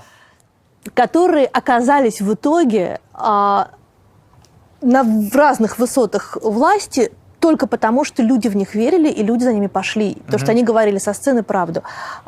Много ли раз тебе предлагали пойти в политику? Ни разу. А ты сам себе? Конкретного предложения никогда ни разу не было. И даже, я тебе больше скажу, если бы оно было, оно было бы точно так же проигнорировано, как как и все попытки когда-то там что-то писать про какие-то провластные, знаешь, пропагандистские заказы. Ну, у тебя же тоже, наверное, никого нету вокруг, кого ты мог бы поверить. Может быть, тебе имеет смысл? Но ты видишь, ты тоже держи в голове, что ты это говоришь в контексте той системы в России, которая есть сейчас. Ну, нет, в контексте той системы в России, которая, возможно, когда-нибудь будет. Видишь, в теоретическом каком-нибудь волшебном будущем, когда в России реально появляются честные выборы, справедливые суды и так далее, все, что у нас там не так сейчас, вот если это каким-то магическим образом, или не магическим, я не хочу звучать тоже как этот, блядь, и станет все вкуснее, и солнце, блядь, светит больше, трава зеленее, но просто, допустим, на контрасте с вот этими закручивающимися гайками, гайка раскрутится обратно. Я просто с собой разговаривал на этот счет, и вот к чему я пришел. Мое внутреннее мироощущение как будто бы позволяет, типа, ну, ты хочешь что-то изменить для своей страны, для своего дома? Иди делай. Хочешь вот лавки, чтобы были не обосранные, не разломанные, делай, выделяй, контролируй, чтобы выделялись деньги, борись, голосуй за законы правильные, отменяй ебанские законы, представляй интересы таких же, как ты, во власти. Технически как будто бы нормальная тема, но реализм того, как что я выучил, наблюдая за всем миром и за политикой во всем, не только в России, но вообще во всем мире, это такая грязная хуета. Это даже не то, что это уже даже не бизнес, потому что это какой-то и шоу-бизнес, и мафиозные какие-то схемы, и бандитские отмывания, это заработок, это все на свете, и от помощи настоящим людям там вот такой гулькин нос. Я не хочу с этим вообще никогда никак соприкасаться. И я очень надеюсь, что если мы перемотаем таймлайн вперед, я не сижу в Государственной Думе и говорю: ребята, другое время можно попробовать. Я все-таки для себя вообще принципиально закрываю эту тему. Кому-то, если вдруг времена изменятся, и мне покажется, что какой-нибудь человек действует в правильных интересах, может быть, там, на подкаст позвать, что-нибудь там, типа, дать эфирное время, может быть. Но чтоб самому в это пачкаться, ну его нахуй. И я еще и делаю все возможное, чтобы у меня как можно менее привлекательный был избирательный кейс. Что я матерюсь, про наркотики там рассказываю, про шутки про педофилию, вот все, что, знаешь, обычно считается... Человек с 1000 аккаунтов на Порнхабе. Да, нет, 1000, это как, во мне 100 лиц и 1000 ролей. Ну, я с одного все смотрю, нет. Да? Мне надо, чтобы у меня их рекомендации умные, чтобы понимали, что мне предлагать. Если с разных смотреть, оно будет, типа, будет теряться. Я поэтому гигиена у меня просмотра есть определенная. Один аккаунт на Ютубе, один аккаунт на Порнхабе. Мама осуждает тебя за мат? Ну, мама, я так понимаю, все время следит за твоими выступлениями. Не. У нас с мамой как-то нормально вообще сложилось. А мама с матом разговаривает? В миллиард раз меньше, чем я. А ты почему с таким количеством мата разговариваешь? Это сложный вопрос. Это не один ответ, типа, знаешь, потому что я так в жизни разговариваю. А почему я так в жизни разговариваю? Это тоже есть много ответов и причин. Я считаю, что мат – это очень красивая часть языка. Это наша культура, 100%. Я очень давно готовлю, я прям мечтаю об этом проекте. Я делаю документальную большую серию роликов о русском мате. Как именно... части культуры, как эти слова, этимология, почему во время синдрома Туретта именно матом люди говорят часто. Короче, мне нравится этот аспект. Наверное, знаешь что, частично мне кажется, что я так много использую мат. Отсутствие мата для меня ассоциируется с цензурой. Вот так? Да, это такой бунт, наверное, против этого. Во-вторых, меня ужасно раздражает, когда я смотрю кино, в человека стреляют, и он говорит «черт». Я не верю этому. При этом есть как бы условно фильмы Тарантино, и я смотрю их, и я такой: вот так люди разговаривают в жизни. Вот что происходит, когда кого-то бьют, что они говорят. Вот какие реакции. Я этому верю. И еще у меня есть какая-то миссия, наверное, переломить вот это представление о том, что мат — это негативная энергетика всегда. Потому что я очень много знаю случаев и постоянно это практикую, когда мат — это супер позитивная, созидательная вещь. Когда ты не просто потрясающе сделала пирог, это просто ебануться, какой охуительный торт. И ты его сготовила пиздец. А многие люди считают, что в целом, если ты это используешь, ты как бы разрушительную какую-то несешь энергию. Я хочу быть примером того, что и показывать, что мат нет, это может быть хорошо и здорово. И не надо его бояться, это просто слова. Но в чем разница, ты скажешь хуй или хрен? А ты со своим братом, который тебя на 20 с лишним лет младше, то есть ему там 5 примерно лет, да? Вот ты с ним с матом разговариваешь? Нет, потому что я думаю, что это с определенного возраста, наверное, можно. Он совсем маленький. А вот с какого? Тут тонкая грань, потому что я первые свои матные слова вообще с супер маленького возраста узнал. Мне мама все время рассказывает. Ты, говорит, совсем маленький, по-моему, в школу еще не ходишь, играешь во дворе. Я, говорит, в окно смотрю на тебя, ты идешь, ревешь. Я открываю окно, говорю, Даня, что случилось? И ты на весь двор говоришь, девки заебали. А они нас обливали водой, что-то такое, и мы не могли справиться вообще, мы не могли им ничего сделать, они нас просто булили. И я как бы уже знал это и без мамы, это просто ты выходишь на улицу, ты в России живешь. Ты откуда-то узнаешь это. Я, естественно, с братом матом не разговариваю, потому что я не думаю, что это для детей, потому что часть из этих слов обозначают секс, гениталии и так далее. Я не думаю, что просто стоит фокусироваться на этом сильно вот в таком маленьком возрасте. Но если мой брат будет при мне ругаться матом, если я единственное, что помогу ему сделать, это не так, чтобы это, знаешь, было неумело. Я не люблю, когда используют мат, акцентируют на нем внимание. Я его аккуратно вплетаю. У меня его много, но он не выпячивается, знаешь. А вот про ребенка будущего ты когда думаешь, ты будешь при нем разговаривать матом? У нас с мамой был момент, когда я уже в старшие классы ходил, и что-то у нас какая-то случилась история, типа она ударилась, или я ударился, и кто-то блякнул, и что-то вот это случилось, вот так, типа. И я в какой-то момент такой, мам, ну давай уже это, как его... карты на стол. Но мы оба ругаемся матом иногда. Ну, что это, блядь, за детский сад происходит? Ну, давай уж не будем напрягать друг друга. Ты, говорю, ударилась. Она такая, ну да. И как-то у нас это с тех пор нормально. Маму не цепляет, когда я с ней матом разговариваю. Ну, я когда использую мат в нашем общении. Со своим ребенком наверное, так же, как с братом. Если он будет это слышать, я просто объясню, что это за слова, и что, наверное, и при учительнице не стоит говорить какие-то вещи, потому что это часто ругательство, и тебя могут наругать тоже за это. Я объясню, как этим пользоваться, когда говорить. В этом году впервые за всю историю твой концерт вышел на платной платформе. Да. За 420 рублей. Да. А тебе что, жалко было на YouTube выложить? Да. А что вдруг? Ну, смотри, у решения выложить это на моем сайте, это мой собственный сайт, это не какая-то левая платформа, мы сделали сами сайт. Из очень многих переменных складывалось решение выпустить платно, помимо моей алчности. Ну, то есть алчность все-таки была?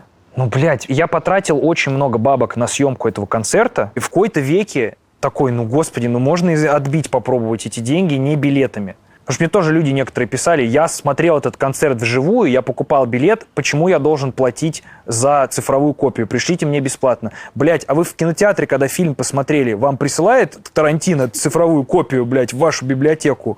Что это за бред? Вы же платите за то, что вы пришли. Но немного таких было. У меня просто очень много было проблем с выкладкой предыдущего концерта.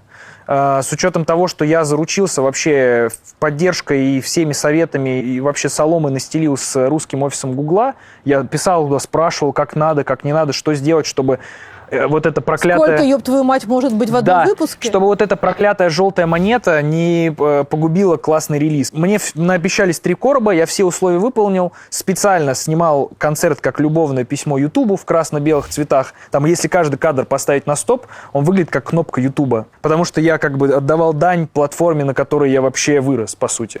Господи, какая метафора. Ну, она не очень, конечно, понтовая и глубокая, но я благодарен тому сервису, благодаря которому у меня есть все, что у меня есть, и концерты всегда до этого выходили на Ютубе. Я такой, я вот сделаю такой реверанс. Все равно тебе влепили желтую монету? В итоге, да, у меня какой-то невероятный был буст по просмотрам, что-то типа из разряда, типа 10 миллионов в первые 2 дня, въебывается желтая монета, и там по графику все из рекомендаций пропадает, и как бы классный релиз, который мог бы собрать вообще какие-нибудь бешеные цифры. Классно, когда над тем, над чем ты постарался, это могут увидеть больше зрителей. Это же прикольно, прикольно.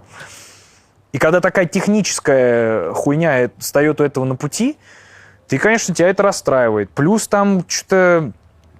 Сейчас очень сильно ожесточились правила с тем, что, ну, типа, что получает 18+, что не получает. А 18+, если на Ютубе влепили, это еще более ограниченная выдача в поиске. Плюс мне уже прилетало от Роскомнадзора за то, что я гражданин России, видите ли, блядь, делаю вид, что война происходит, а согласно официальным источникам это специальная военная операция, удалите, а то будет уголовка. И это приходит через сервис как бы Google ко мне на почту.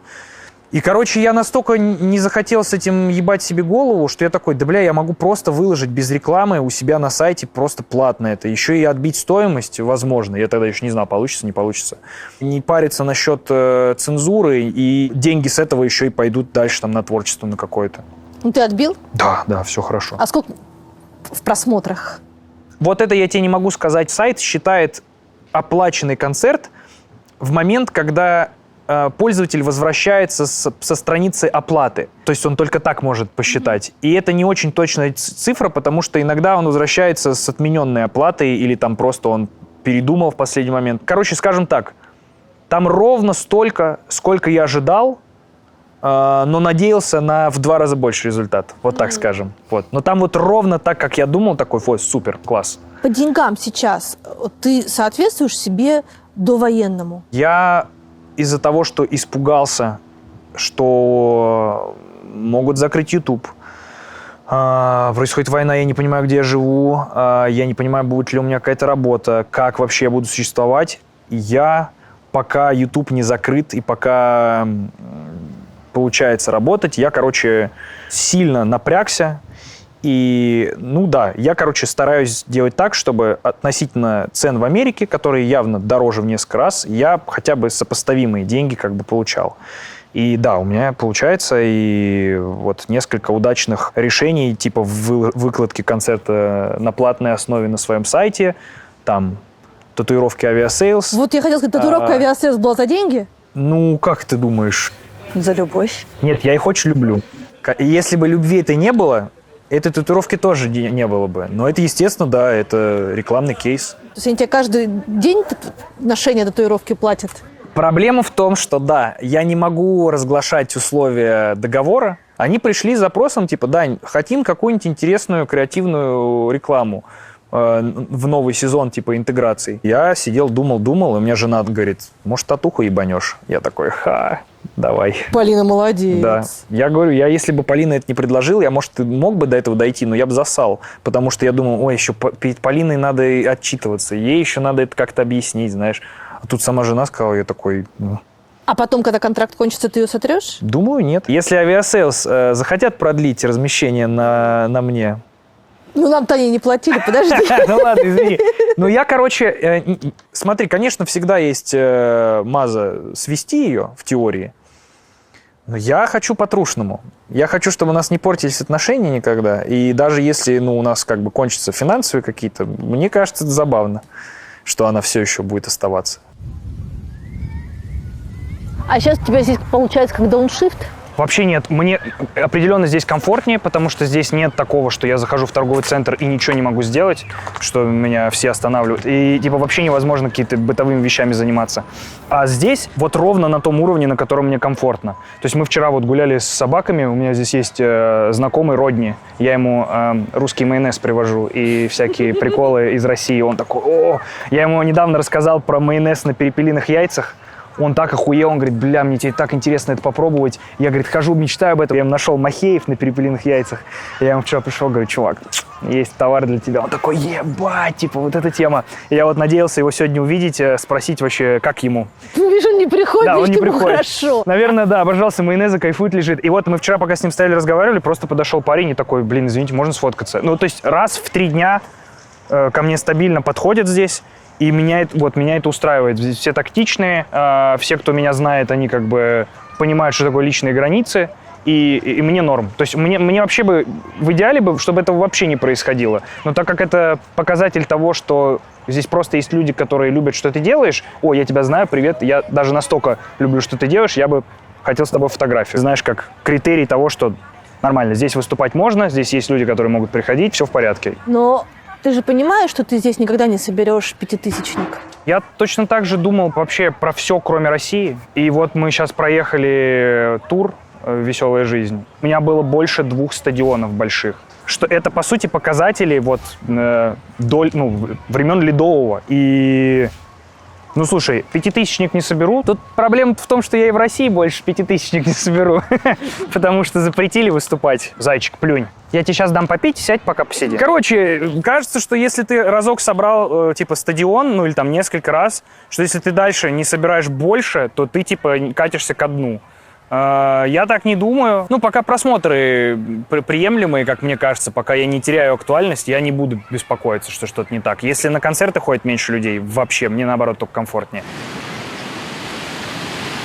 Как так получилось, что уехали все равно люди в основном до 30 лет, но уехало вот именно то поколение и ютуберов, и блогеров, и комиков, которое не было зависимо от телека, а остальные все равно остались? Уехали независимые, остались зависимые. Комики там, которые пооставались, многие, я не говорю про всех, есть и те, которые независимы от ТНТ, но тем не менее, они встроены в систему ТНТ, весь их бизнес, вся их слава, вся их работа, она вся всегда была завязана на том, что им предоставлял ТНТ. Это кажется так, что как бы да просто перестань с ними работать и снимай свое шоу.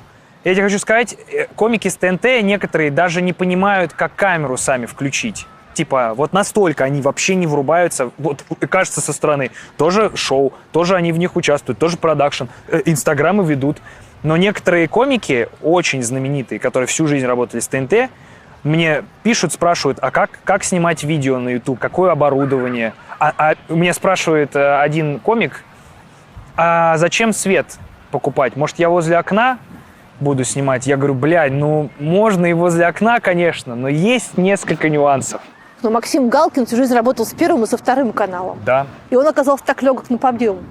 Ты знаешь, Максим старше гораздо, чем они все. У Максима, возможно, другие ценности. Я не знаком с ним лично, я ему писал респекты тоже. Я думаю, все равно большинство из там ТНТшных комиков, они не знают, как делать сами шоу. Они привыкли приходить на выставленные камеры, в готовый зал, в котором сидят люди, на готовый продакшн, на декорации, все уже стоит. От них надо только быть и шутить.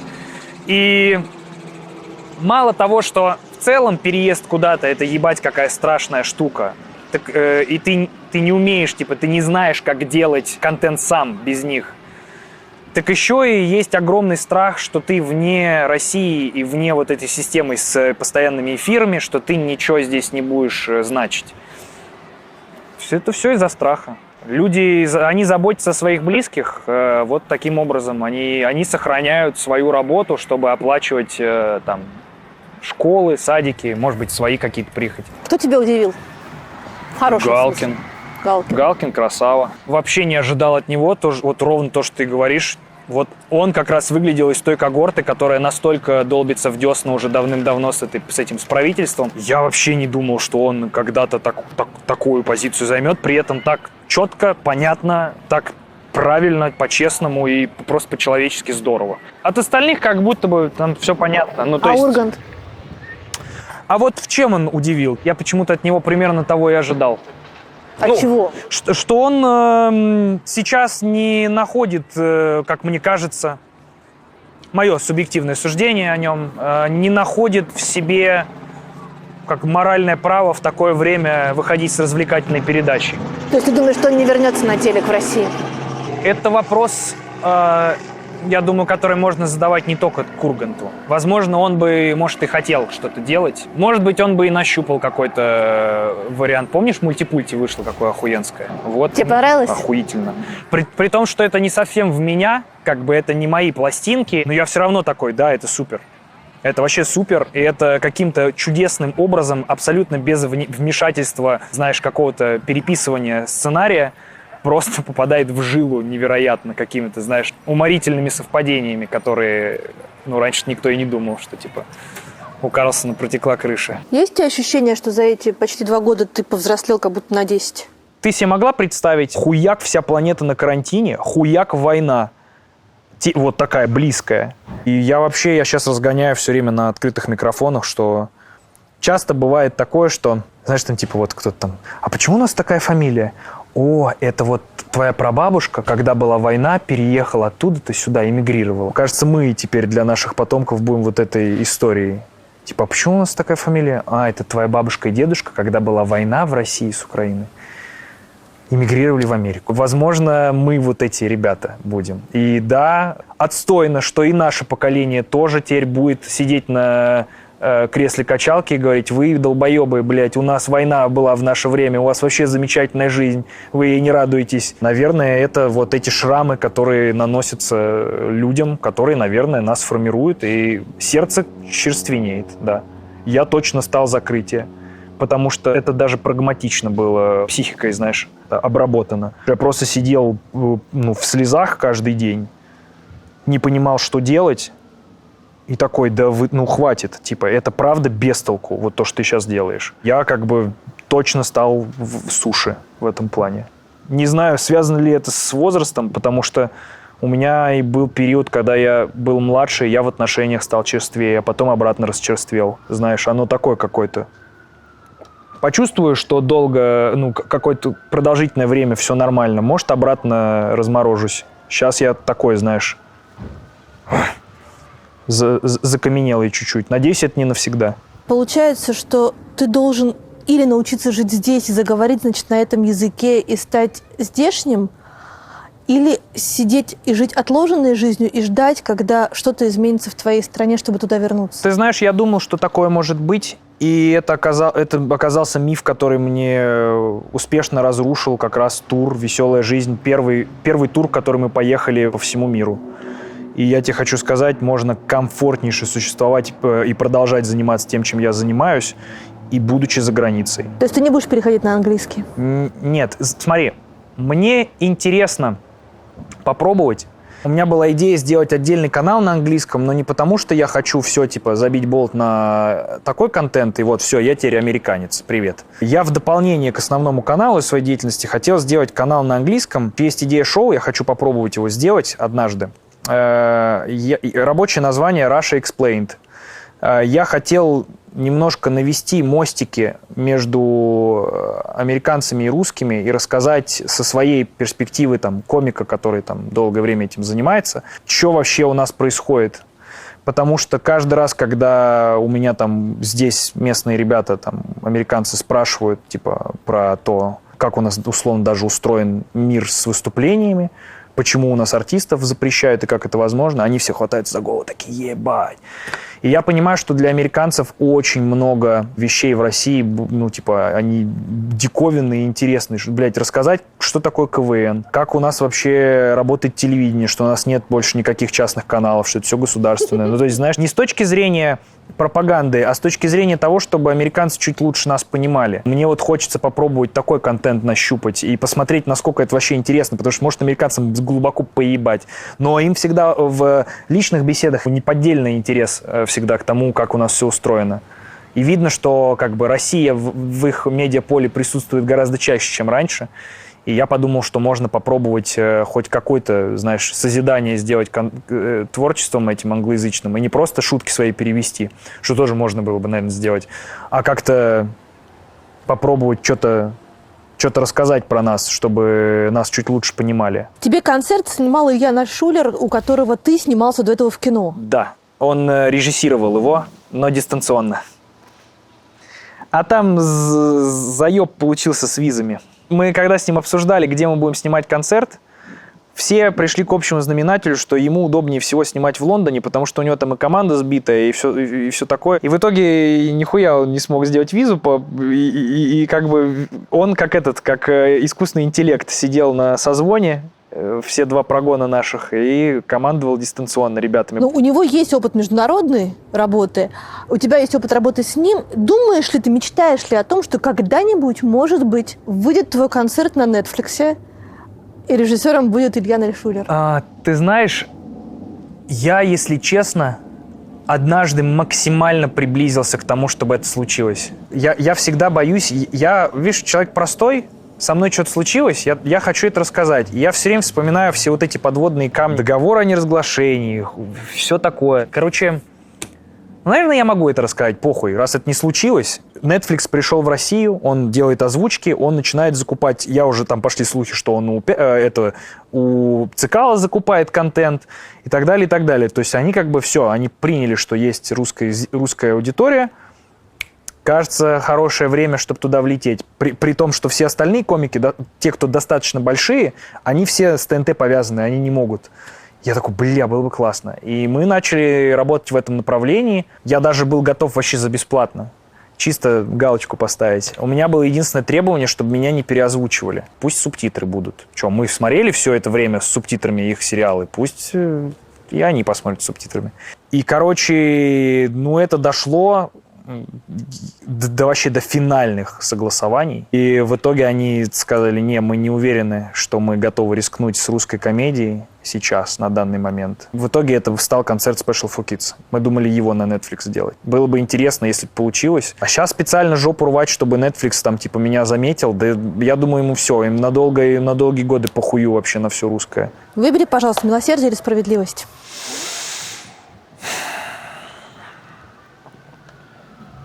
Какой-то очень, знаешь, фундаментальный вопрос, я не знаю. Как будто хочется эти вопросы натянуть на происходящее сейчас.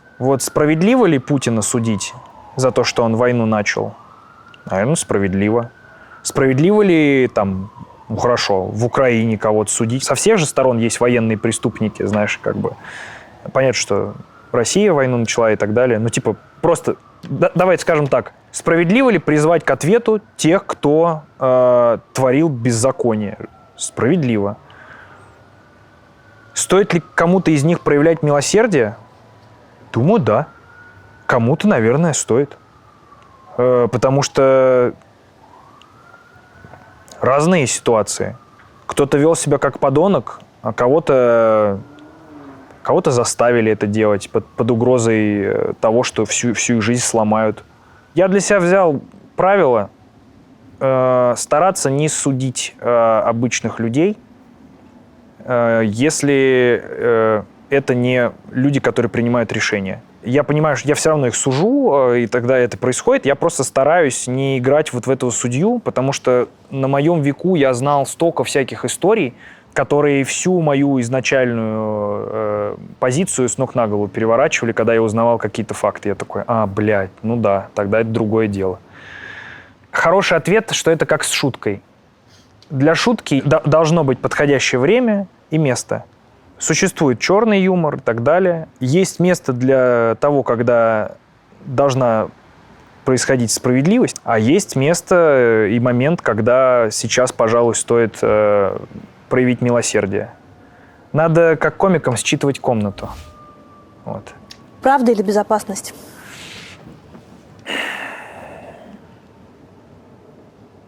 Очень абстрактные и из разных мест вещи, но, наверное, безопасность. Потому что самые оголтелые радикалы и люди, с которыми я кардинально не согласен, они думают, что они правы некоторые.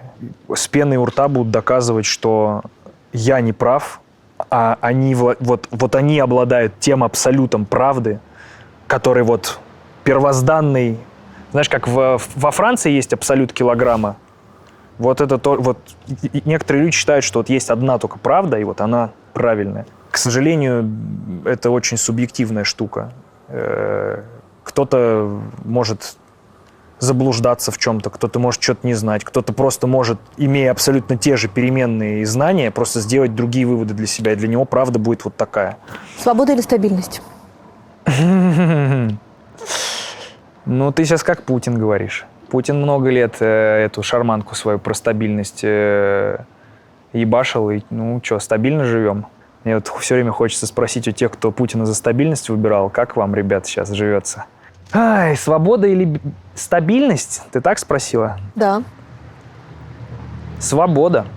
Я тот человек, который выбирал это каждый раз. Я выбирал это в разнообразнейших аспектах своей жизни. Вообще все, чем я занимаюсь, и вся моя карьера завязана на самые нестабильные вещи на свете, и эфемерные, на моем, блядь, таланте, который вообще хуй пойми, существует он, не существует. Типа, что это? Работоспособность плюс вкус, плюс вообще не пойми, что это такое. И еще и, блядь, на чувстве юмора. И еще более хуй пойми, какая вещь. Ну, типа, знаешь, кому-то не нравится, кому-то нравится, кто-то считает это чересчур, но при этом смотрит. Бла-бла-бла. Как долго я смогу писать вообще актуальный материал. Это просто чехардак, это русская рулетка.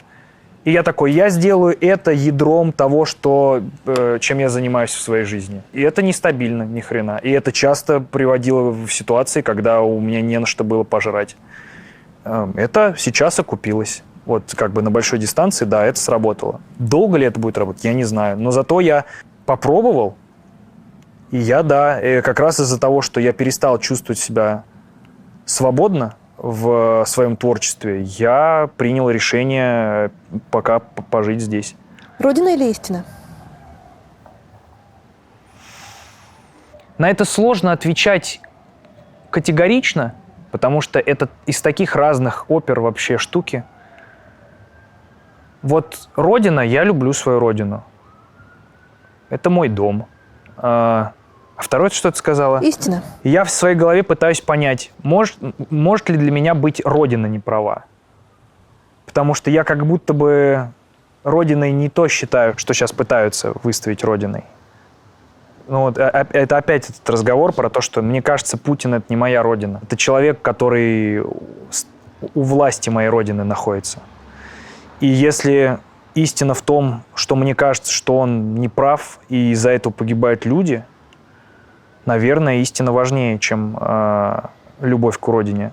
Мне вообще охренительной боли в душе неприятно и горько от того, что нынешний режим сейчас делает все возможное для того, чтобы, если ты так считаешь, ты считался предателем, но я думаю, что если твоя родина не права, надо разбираться с проблемой, а не говорить, у других тоже есть проблемы, и если тебе что-то не нравится, пошел нахуй.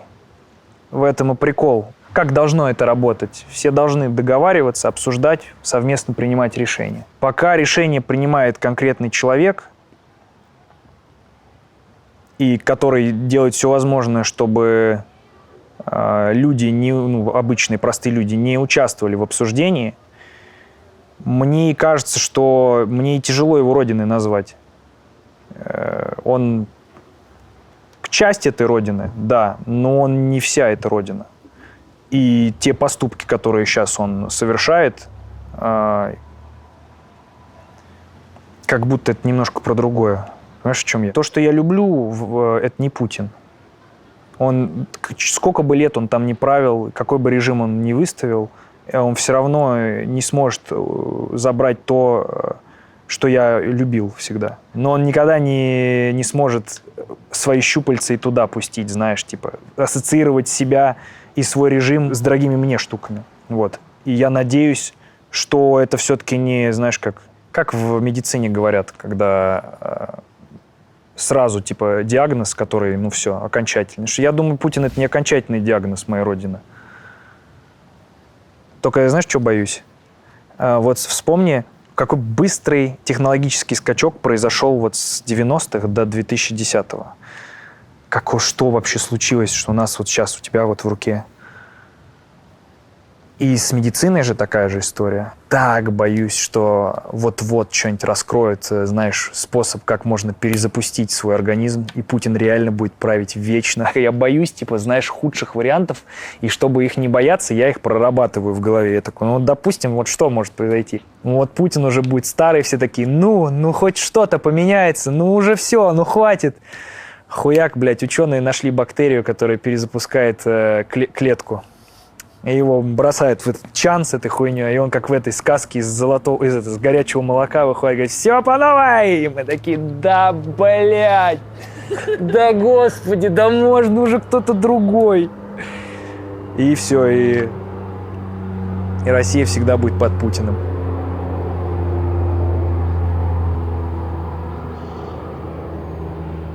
Я, правда, не очень понимаю историю про то, что вот пропаганда вбивает в голову, типа, кто, если не Путин? Да, блядь, да кто угодно, ебать. Да кто? Ну, хотя бы давайте попробуем. Давайте хотя бы... Ну, Медведев был до того, как он вот эту звериную свою дичку начал писать. Да нормально было. Стив Джобс приезжал. Прикольно. Ну, типа, сильно, что ли, жизнь ухудшилась при Медведеве? Нет. Кажется, эту работу может много кто выполнить, да? Нет такого ощущения?